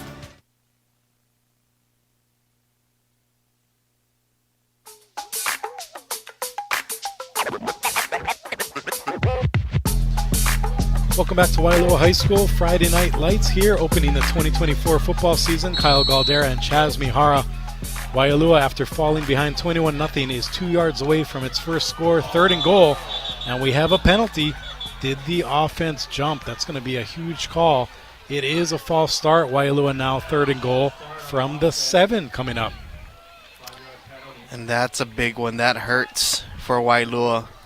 They were just a couple yards away from a score.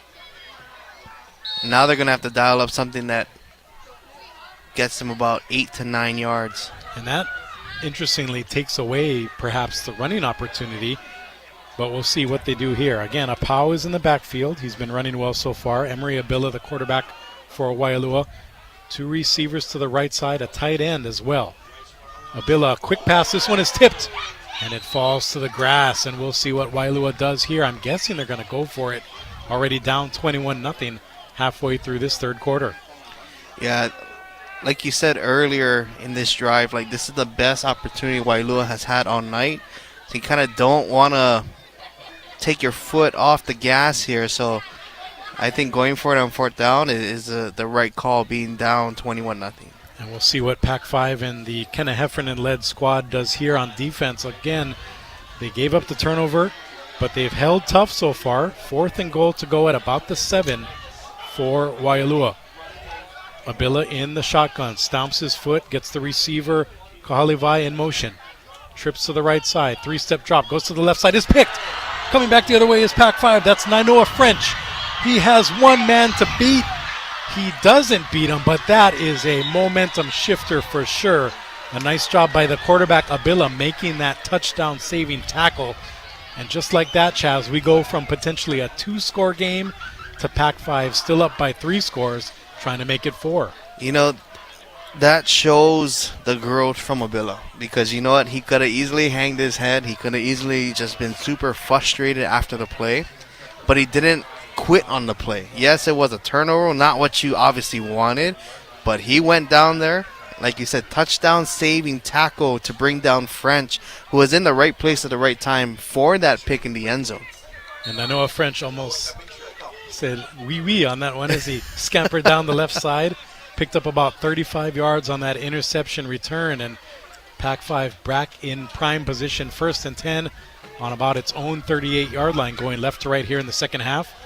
Up 21-0 over Waialua. Trips to the right side again for Pac-5. It's going to be Sarahina, the Roosevelt transfer. And this pass is incomplete off to the left side. 2nd and 10 coming up.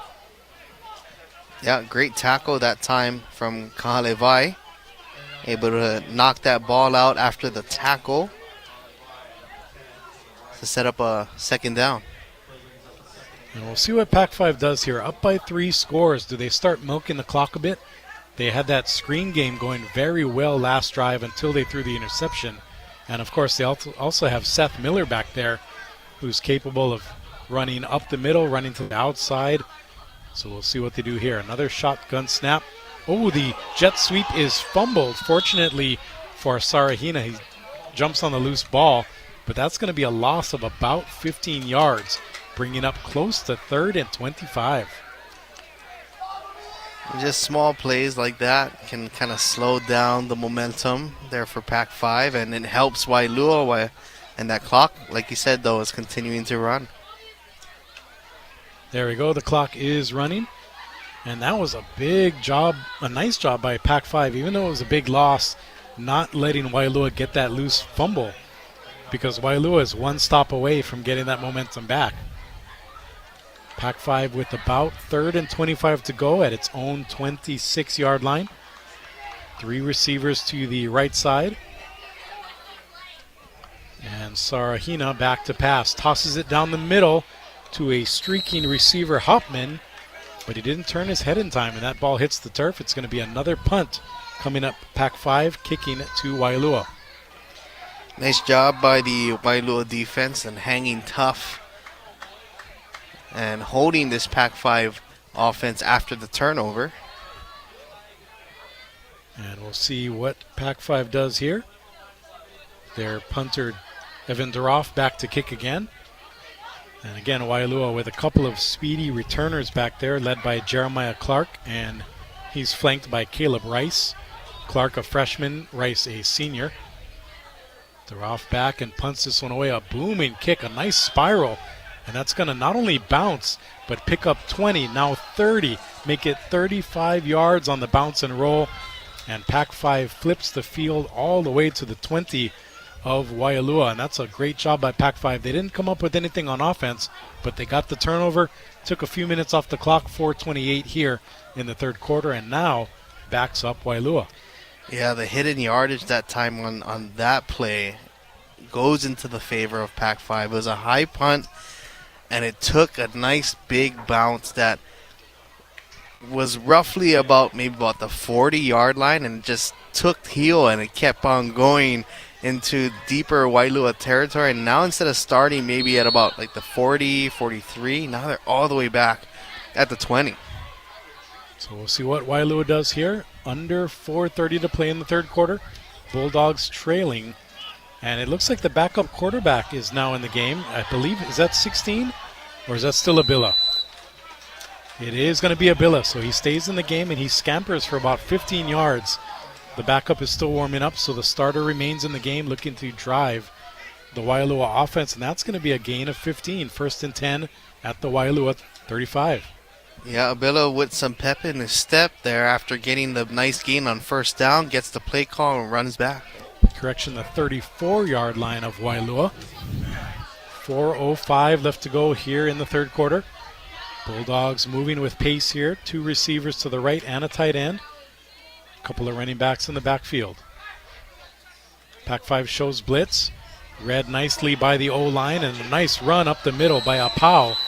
And he says pow to a couple of defenders, making it an 8-yard, make it 9-yard run up the left hash.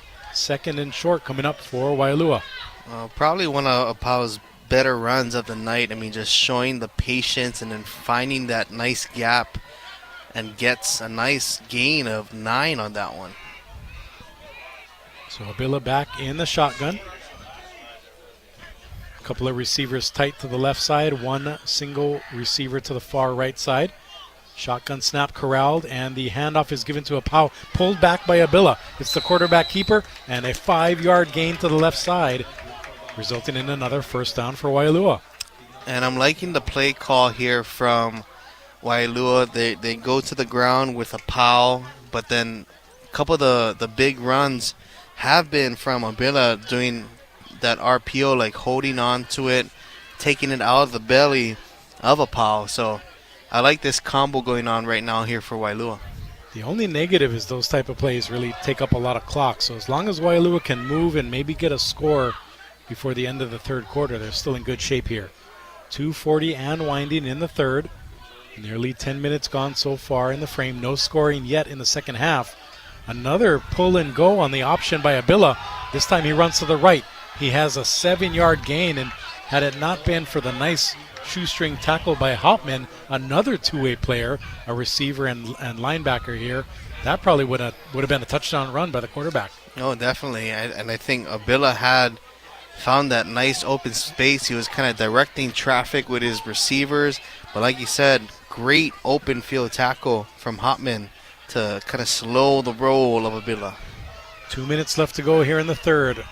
Waialua driving at the 44 of Pac-5. 2nd and 4 coming up here. Again, another shotgun spread formation. Trips to the left side. Abila fakes the handoff again. Now he, on the RPO, throws it. It's going to be caught on a successful reception by Kahalivai out to the left side for a first down. And we have an injured player, though. Is that Kahalivai staying down? We'll see who that is and get you an update. But for the moment, it's going to be a 10-yard gain by Waialua and a first down. Clock will stop with 1:43 left in the third. And this is kind of the area of the game where we're starting to see the stretching a little bit more on the field. I just kind of saw Seth Miller on the far side also stretching the hammies a little bit as well. So, again, those double players playing both sides, this is where, like you said, that hard work is putting a factor into the game. And we're still waiting on an official number of that player down. I believe it is Kahalivai, but we'll check on that.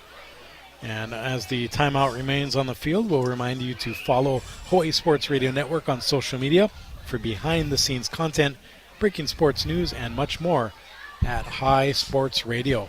Some of that social media content, Chaz, a great job by our own Michael Lascaro.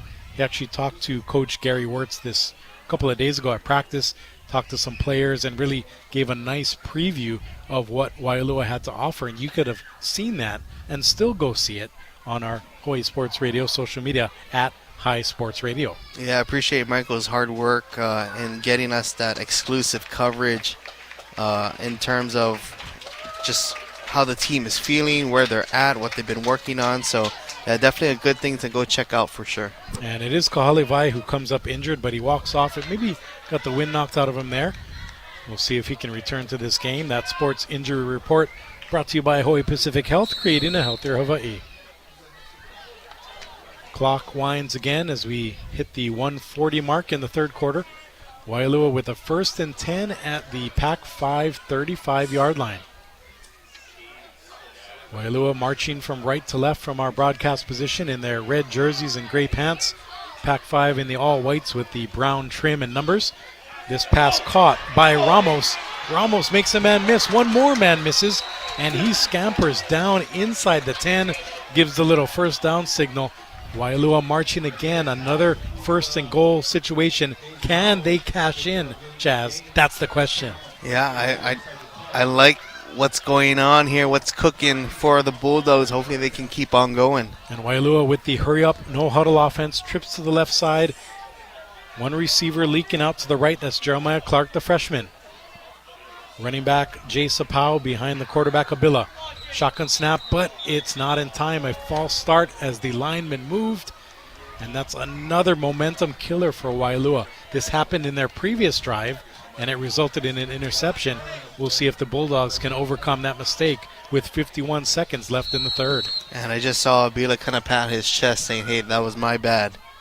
And that usually tells me that the lineman went on 1 and Abila went on 2 with the signal. So we'll see what Waialua can do here as the fans of the Bulldogs voice their displeasure. 35 seconds and winding here in the third. Abila calls for it, gets the snap, handoff to Apau, faked.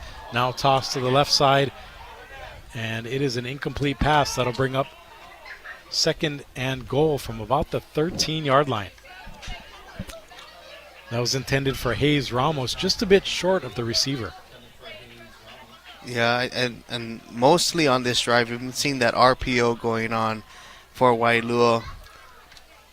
And Abila able to kind of pull it out at the last second. He sees something that he likes and slings it across. So let's see what he does here on 2nd down. And Abila there telling his receiver, hey, you got to come back on that curl route. So early in the season, players still getting their plays and route trees in order. Abila with the 2nd and goal snap, dancing around, now moving left, moving up the middle. He's going to evade 2 defenders, but finally brought down. He slaps the ground in disgust. He does move back to about the 9-yard line, but it's going to be 3rd and goal as now we have an injured Wolfpack player. And the training staff will tend to him. 13.7 seconds left in the 3rd quarter. So far, a 21-0 Pac-5 lead over Waialua. And we'll see what this injury consists of. Let's step away for a 60-second timeout and be right back. This is our high school football game of the week on the Hawaii Sports Radio Network. School sports are played by humans, coached by humans, and officiated by humans. So the next time you're sitting in the stands at a school athletic event, please remember this and maintain your humanity, especially when it comes to judging and critiquing athletes, coaches, and officials. Please show your fellow humans some respect. They'll appreciate your empathy. This message presented by the HHSAA and the Hawaii Interscholastic Athletic Directors Association.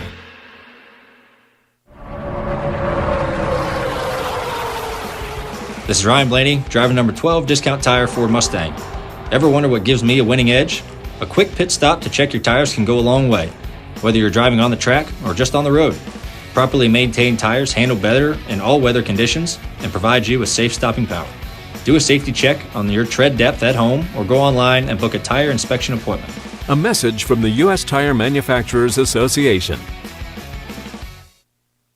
OIA Athletics on the Hawaii Sports Radio Network, 95.1 FM and AM 760. Welcome back to Waialua High School. The injured Pac-5 player seems to be somewhat okay, at least standing up on his own. We'll try to get a number. It looks like number 52, Kahiao Tasil. He is a freshman, 6'1", 240. And the freshman is limping, favoring his right leg a bit. Hopefully he'll be okay. Again, this early season opener, a crossover between the ILH Pac-5 squad and the OIA's Waialua team. And looking at Emery Abila, the quarterback for Waialua, he's up to 77 yards passing and now leading the team with 32 yards rushing. So the injured player is off the field. That Sports Injury Report brought to you by Hawaii Pacific Health. And we are back to live action here. Clock is running under 10 seconds now. Abila calls for it in the shotgun, gets the snap, fakes the handoff, rolls right. Is he going to run it? He is. Will he make the end zone? He does not. He's going to be just short. That's going to bring up 4th and goal. And that's going to be the end of the 3rd quarter. So when we come back, we'll have a crunch time situation. Waialua going for it on 4th and goal. Pac-5 ahead of Waialua, 21-0 on our high school football game of the week. This is the Hawaii Sports Radio Network. Man, I loved playing high school sports growing up. And it's fun being a fan now, don't get me wrong, but sitting in the stands feels like I'm missing out on all the action, you know? I wanted to get back in the game, so I signed up to be a high school official. It takes me back to my playing days. I'm supporting students, and I get paid to make the big calls. Do you want to see the game up close?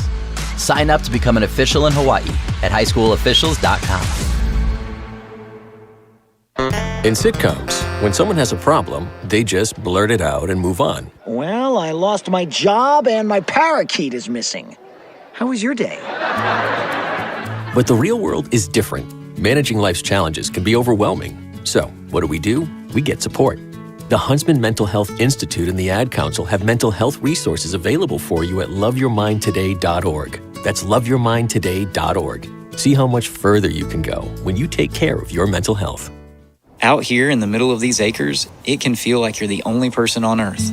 That's how it feels when you're struggling with your mental health. But you don't have to feel alone. Find more information at loveyourmindtoday.org. Brought to you by the Huntsman Mental Health Institute and the Ad Council. put your phone on D&D. That means do not disturb when you're driving. And when you're going from point A to B, I need you to stay safe, please, so always sing with me. So put your phone on D&D. That means do not disturb when you're driving. And when you're going from point A to B, I need you to stay safe, please, so always remember this beat. Don't drive distracted. A message brought to you by the National Highway Traffic Safety Administration, Project Yellow Light, and the Ad Council.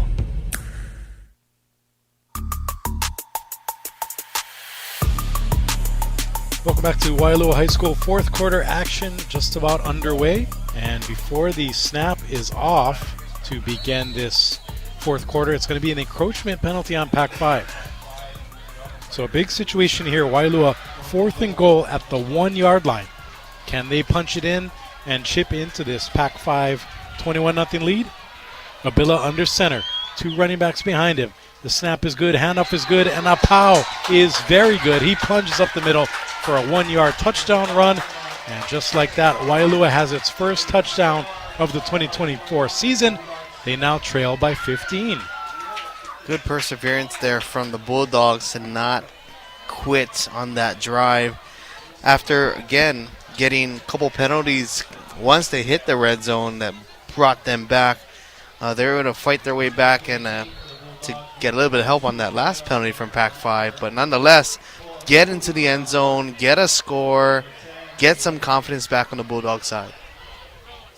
So Waialua will attempt its first extra point of this game. It's up and good. And just like that, Waialua trails 21-7, 17 seconds into this fourth quarter.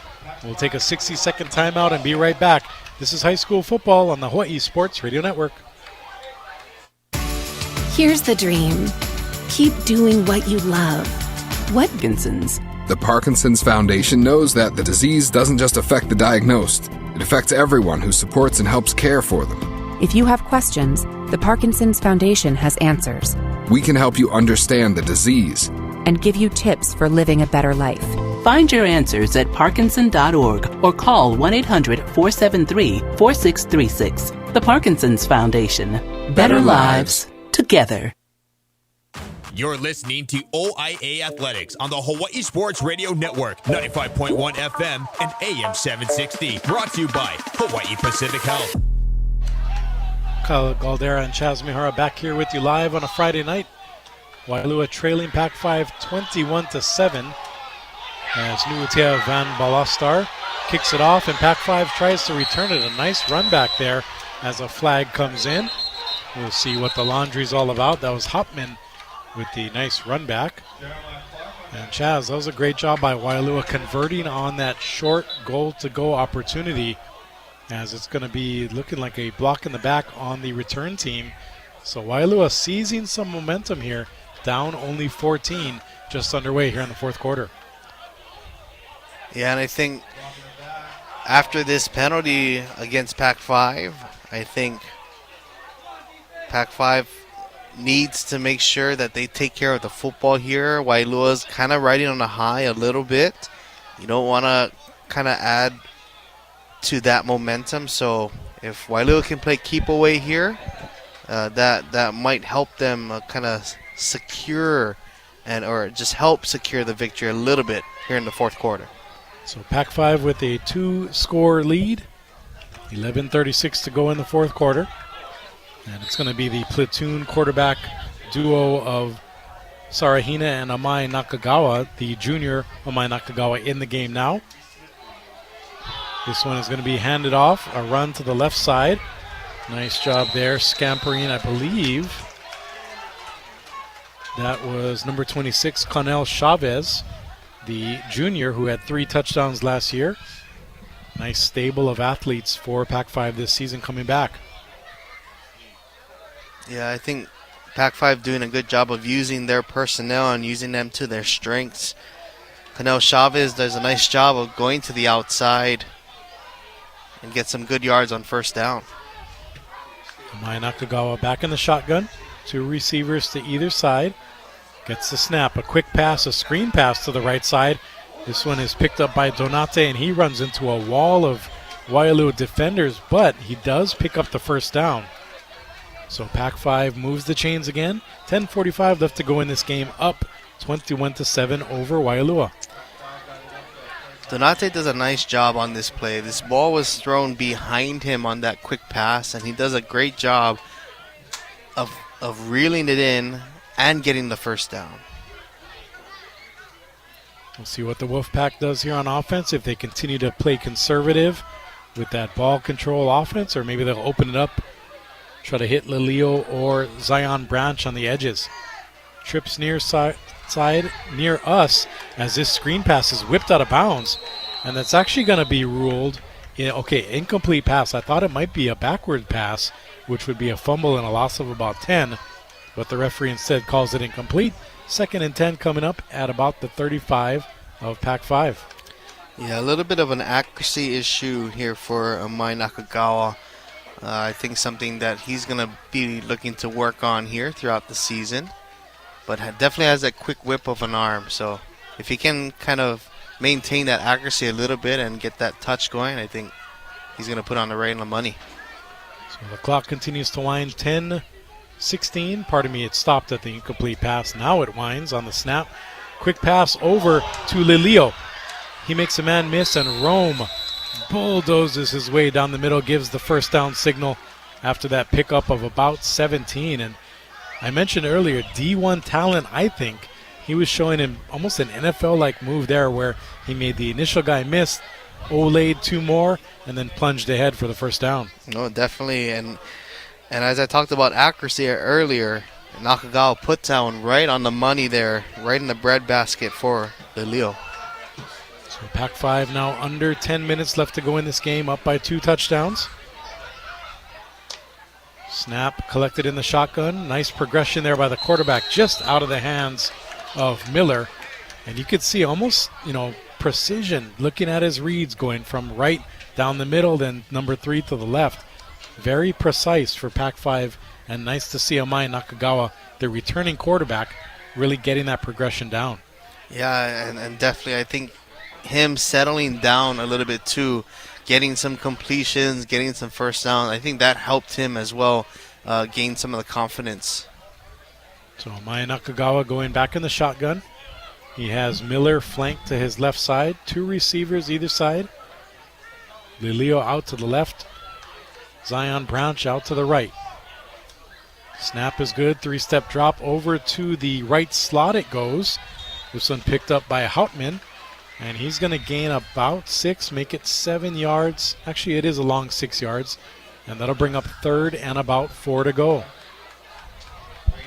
Big play coming up here for Pac-5. If they can get that first down and continue milking the clock, it'll go a long way. But if Waialua can make a stop, they're only a couple of touchdowns away from tying this thing up after looking like the game was about to run away early in the the first half. I'm thinking ball might be going to Miller or somewhat of that. We'll see what Pac-5 does here. 3rd and 4 in Waialua territory at about the 41. Snap is good. Screen pass. Donato has it. Can he get by the defenders? He makes his way through a wall, and he is going to be short. It's going to be 4th and about 2 coming up here. And for Pac-5, do you go for it or do you punt it away? They're keeping the offense on the field, knowing that they've been getting these plays all game. 4th and 2 at the 40-yard line of Waialua. 8:25 and winding here in the 4th quarter. This is a big play. They might try a hard count to try and get Waialua offside and then reset another play depending on that.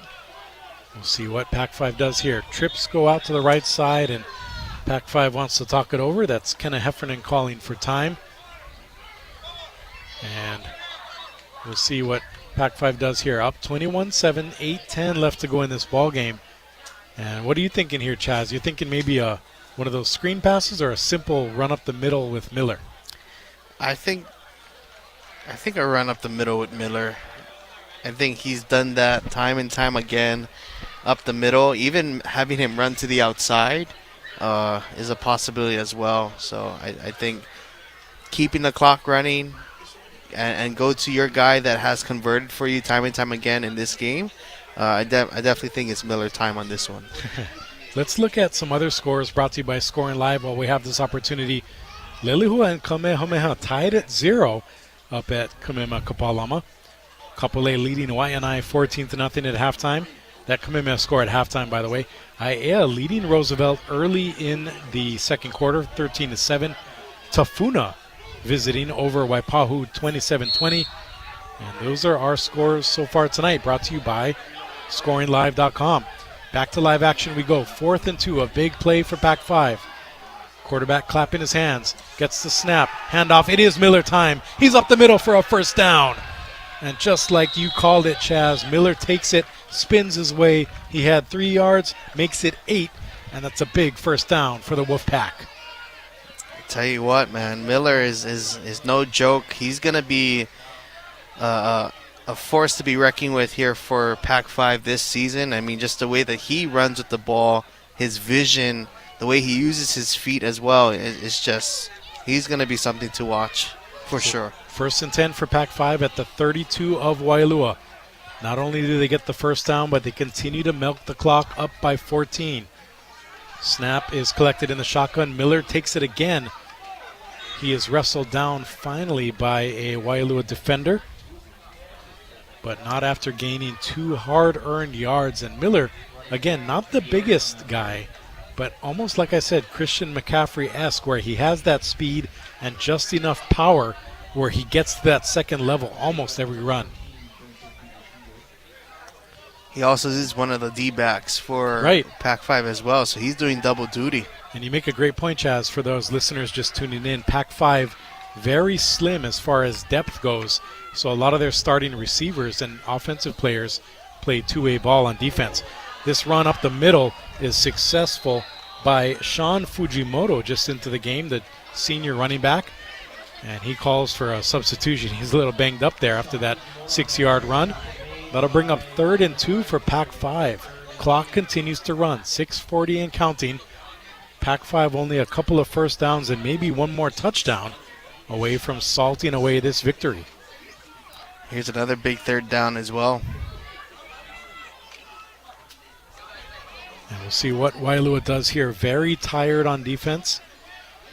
Again, Pac-5 employing that bunch formation, now spreading out a receiver wide either side. 2 running backs to the right side of the quarterback, Amai Nakagawa. Shotgun snap, now it's a pass. Oh, there's our guy, Lilio. Almost a horse collar tackle, nothing going there. And Lilio showing he is one of the top receivers, I'd venture to say, in the state. Almost, oh, and Lilio holding his hamstring. He got pulled down by his horse collar, but it wasn't a foul. But I think maybe that led to, oh, he's going to go down tweaking his hamstring. That is a tough sight to see for Pac-5. Hopefully it's just a cramp. They are stretching it out for him on the field. And that would be a shame if it's anything more serious, because Lilio is showing not only is he taking over this game, but he could be one of the premier high school receivers to watch in the state this season. And I tell you what, his reach for balls is just, you can put it anywhere in his realm and he'll go up and he'll go get it. So my comp for him is a cross between Des Bryant and DK Metcalf. He has that very strong build, over 190 pounds, tall, 6'3", and his big mitts just go up there and grab that ball, high point it. What the coaches talk about, Coach Derek Branch giving glowing remarks about him when I talked in the pregame, and Rome Lilio showing as a senior. Actually, I shorted him. He's 6'5", not 6'3", 6'5", 185, 190 pounds. And imagine him in a college frame. Maybe grows a few more inches, puts on about 15 more pounds. He's going to be fun to watch. Oh, yeah. So Rome, his nickname, his full name, Jerome Lilio, goes by Rome. And he walks to the sideline after hopefully just a hamstring cramp. He is drinking some fluids, going to stretch it out a bit. Hopefully nothing more than that. Back to live action here. Clock is running, 5:40 and winding. Pac-5 marching. 1st and goal again as the Wolfpack close to the end zone. It's going to be just short, about a yard short. 2nd and goal coming up here after the run. And that actually works out for Pac-5 because they can take another 40, maybe 50 seconds off the clock here.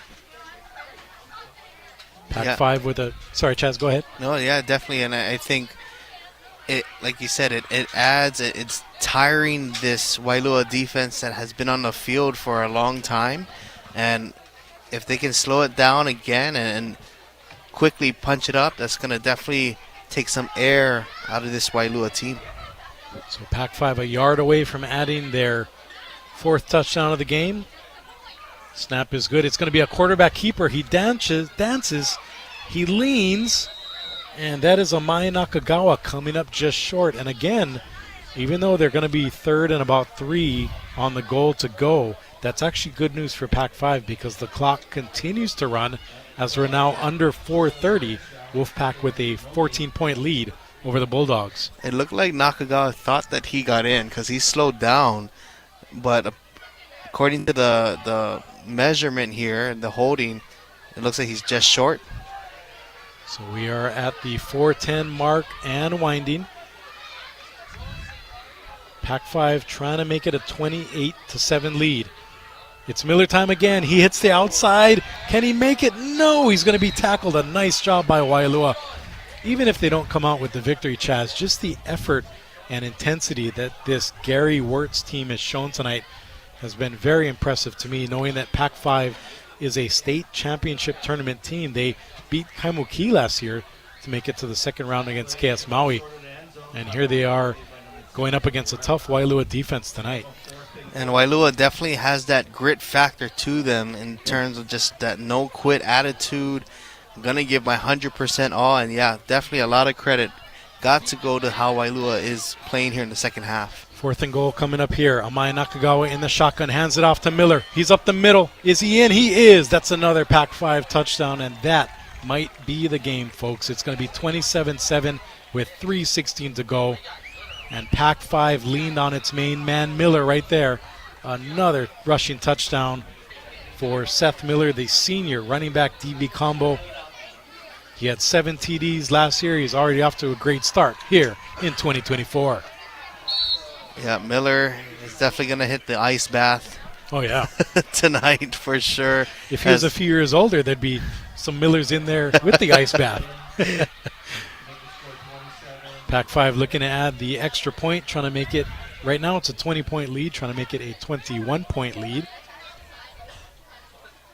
As Pac-5 trying to get their personnel on the field. A new kicker in there, that's Keahi Ewan, the sophomore, and now a delay of game is going to be called, so Pac-5 will back it up 5 yards on the extra point try. I really like that by Pac-5. They don't have a lot of depth, but at least they're finding ways to get some backups in at this point of the game, which might come in handy later in the season, especially when Pac-5 goes up against Iolani, Damien, and really plays in that tough ILH schedule. So we'll Hunaho the extra point attempt. Keahi Ewan back to attempt it.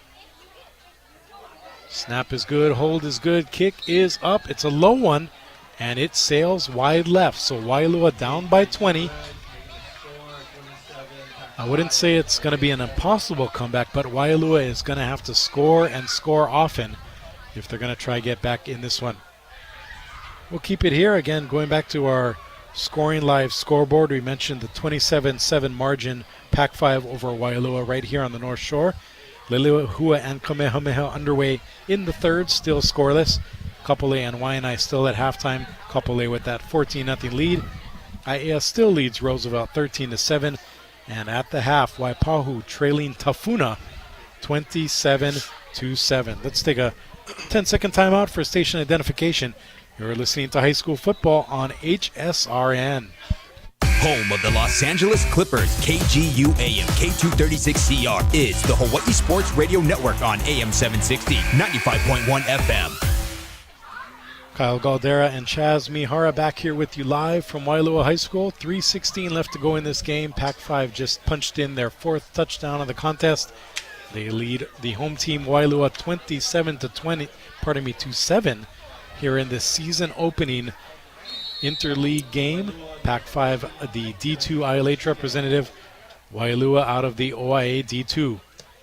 Kickoff is away. Waialua trying to get a good return here if they can mount a comeback.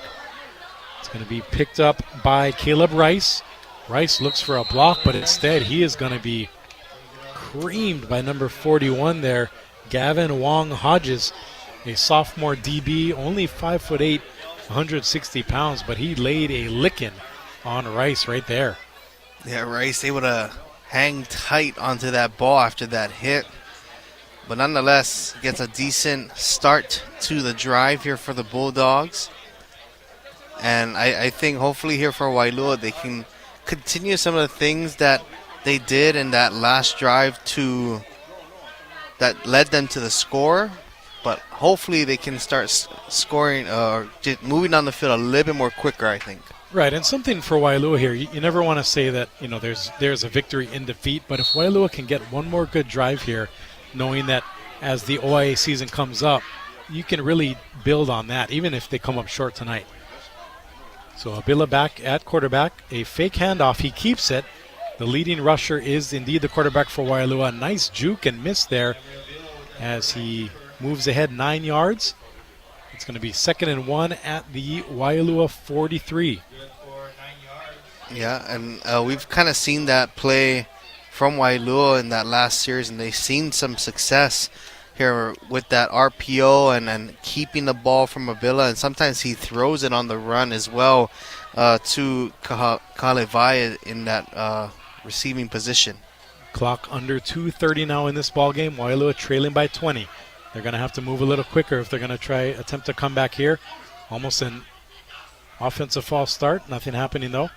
Abila gets it, hands it off. Another run up the middle. Another first down for Waialua. The clock will stop momentarily as the chains move. Nice job by Waialua picking up about 12 yards there, moving into Pac-5 territory. 1st and 10 at the 47. Make it the 48 of the Wolfpack. Clock running again, 2:08 and counting here in the ball game.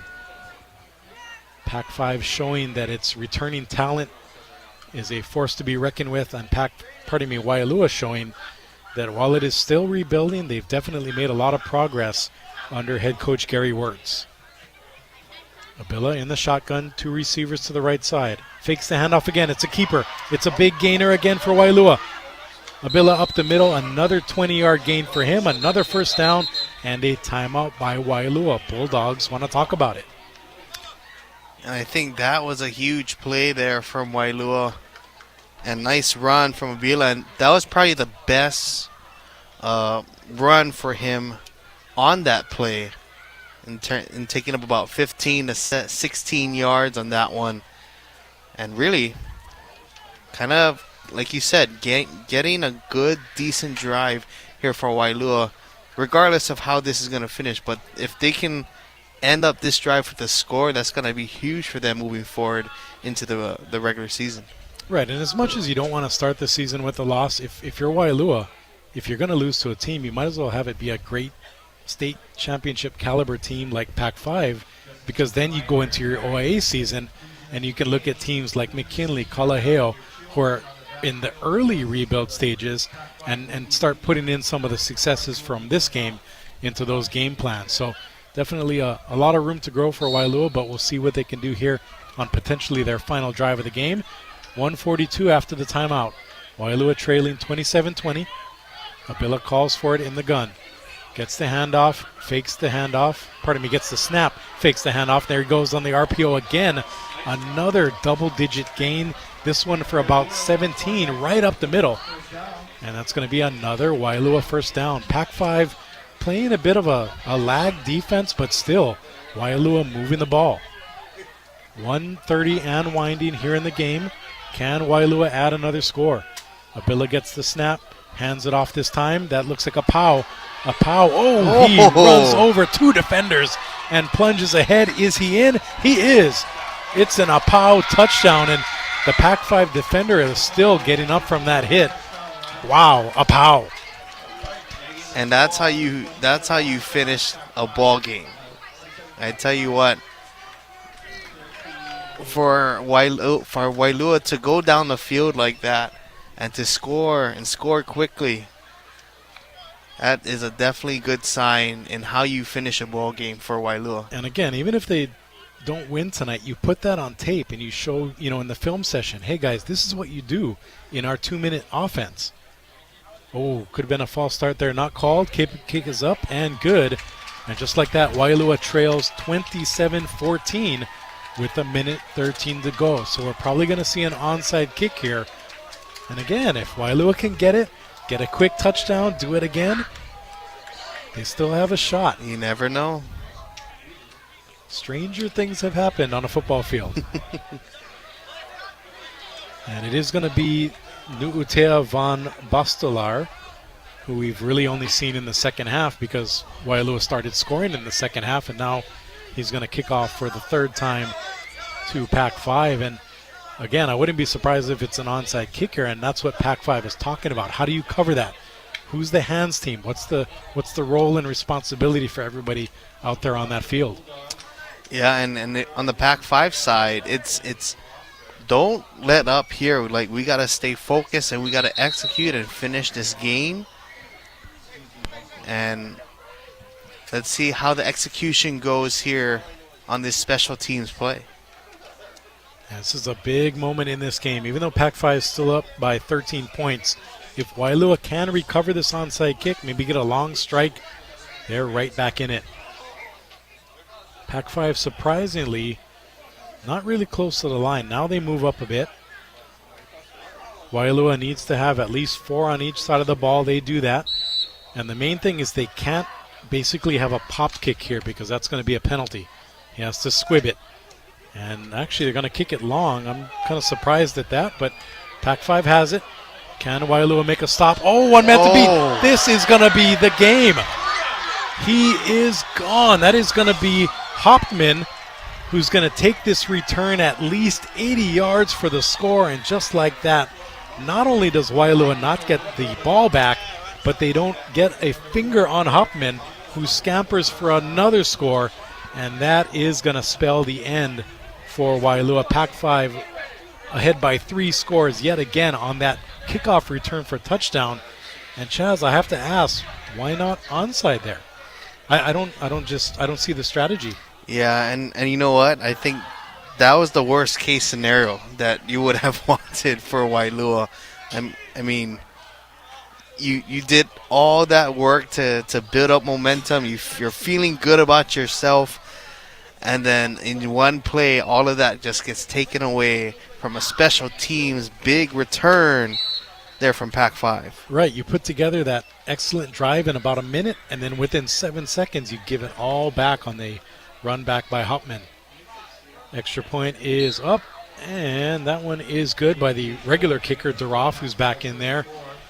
And Pac-5, after kind of being tested a bit, now ahead by 20 points again, 34-14, with a minute 8 seconds left to play in this game. And man, so close. Waialua really doing a great job, but again, Pac-5 just showing on all facets, defense, offense, and now special teams. They are the team to beat in D2 as far as Oahu teams go, I think. Now it's just a matter of our teams like KS Maui, maybe some other squads across the state. Are they going to step up and hold Pac-5 down as this season progresses? Yeah, and I think a big note for Pac-5 moving forward and really is going to be that big vision that they got to keep in mind is we got to stay healthy. I already see a few guys on their sideline being stretched out as well. I mean, we still don't know a clear update on Rome as well and how he's doing on the sideline too. So as well as Pac-5 has done, they, like you said, they have the talent and the capability to do well on the field. Can they stay healthy is the question. So Pac-5 will kick it off to Waialua, right to left from our broadcast position. A minute 8 seconds left to go in this ball game. It's a full kickoff. Waialua fields it. Coming back the other way, I believe that's Rice. Makes a couple of guys miss, and oh, he was one shoestring tackle away from a touchdown of his own. And here we are late in the game, Chaz, seeing some fireworks. A minute left to go, and nearly back-to-back returns for touchdowns on kickoffs. Yeah, and I think a big part of that too is just in where we are in the point of the game. Legs are a little bit tired. You know, that the focus is a little bit not there. Just because of where we're at in the point of the game. So I think those special teams play is due to some of that coming into play. So the starting quarterback, Emery Abila, remains in there for Waialua. Again, trying to get some positive plays on film.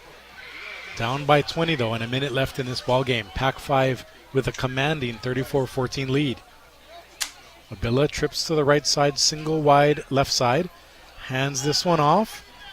And it's going to be up the middle. A run by, we'll get the number on that. But it seems like Waialua, knowing they're not going to come back, let's just keep everybody healthy, but still moving with pace. I like that. They pick up 3 yards there. 2nd and 7 coming up as the running back, Taylor Colaro. Oh, he's limping a bit. I hope that's not his leg. He's recovering from an ACL injury. Hopefully it's just a cramp. He's the one that had the interception as well earlier in the game. Clock is running under 26 seconds now. Another handoff. This one, another quarterback keeper. Abila has it. He makes 2 guys miss, and he scampers for a 12-yard gain and another first down. Abila can thank Kahalevai with a nice block as Kahalevai went full sprint. Once he saw that there was a defender coming up into the lane, he stepped up and put on a decent block. We are now under 10 seconds to go in the game. This might be the last play for Waialua. Abila looking for a sign. Can they get a play off, or are they going to let this clock run out? 3 seconds, 2 seconds, 1. And that will be the ball game. Pac-5 starts the 2024 season. This is the first game in the books across the island, across the state. 34-14 over at Waialua. Nice job by the Wolfpack, and a great showing, even in defeat by the Bulldogs. I think they have a lot to work for, but a lot to work with as well. Yeah, definitely something that you can build off of moving forward, and going off against a tough and ready opponent in Pac-5. Pac-5 just was working on all cylinders here in all facets of the game, like you said, and a nice win for Pac-5. When we come back, we'll wrap things up with our post-game report. Again, Pac-5 34-14 victory over Waialua to open the 2024 campaign. This is high school football live and in charge here on the Hawaii Sports Radio Network. Here's the dream. Keep doing what you love. What drives you? What's your passion? Whether you're catching waves, climbing mountains, or playing with the grandkids, the choices you make now can help you keep living your life your way. At Hawaii Pacific Health, we're here to help you live healthier with preventive care and a personalized approach. Learn more at hawaiipacifichealth.org/healthierlife. For some children, a single surgery can turn an untreated cleft into a smile for life. But at Smile Train, we understand that most children need a little extra care. They need medical, dental, and emotional resources to grow healthy and strong, to express themselves clearly, and to navigate all of life's challenges so that their smiles light up the room as brightly as possible. Visit smiletrain.org to learn how Smile Train is supporting the cleft community with lifelong smiles.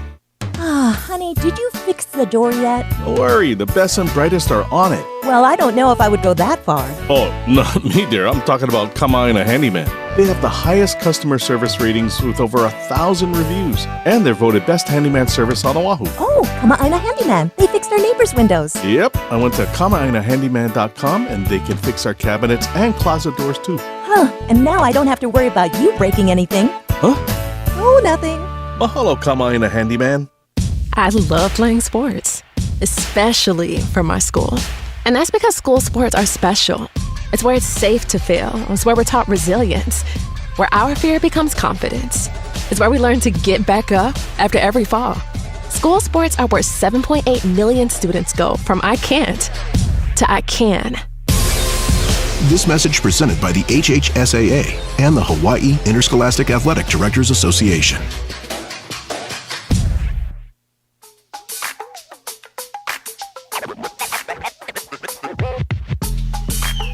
Back here at Waialua High School, Kyle Galdeira and Chaz Mihara. This one is in the books. Pac-5 with a commanding 34-14 victory over Waialua.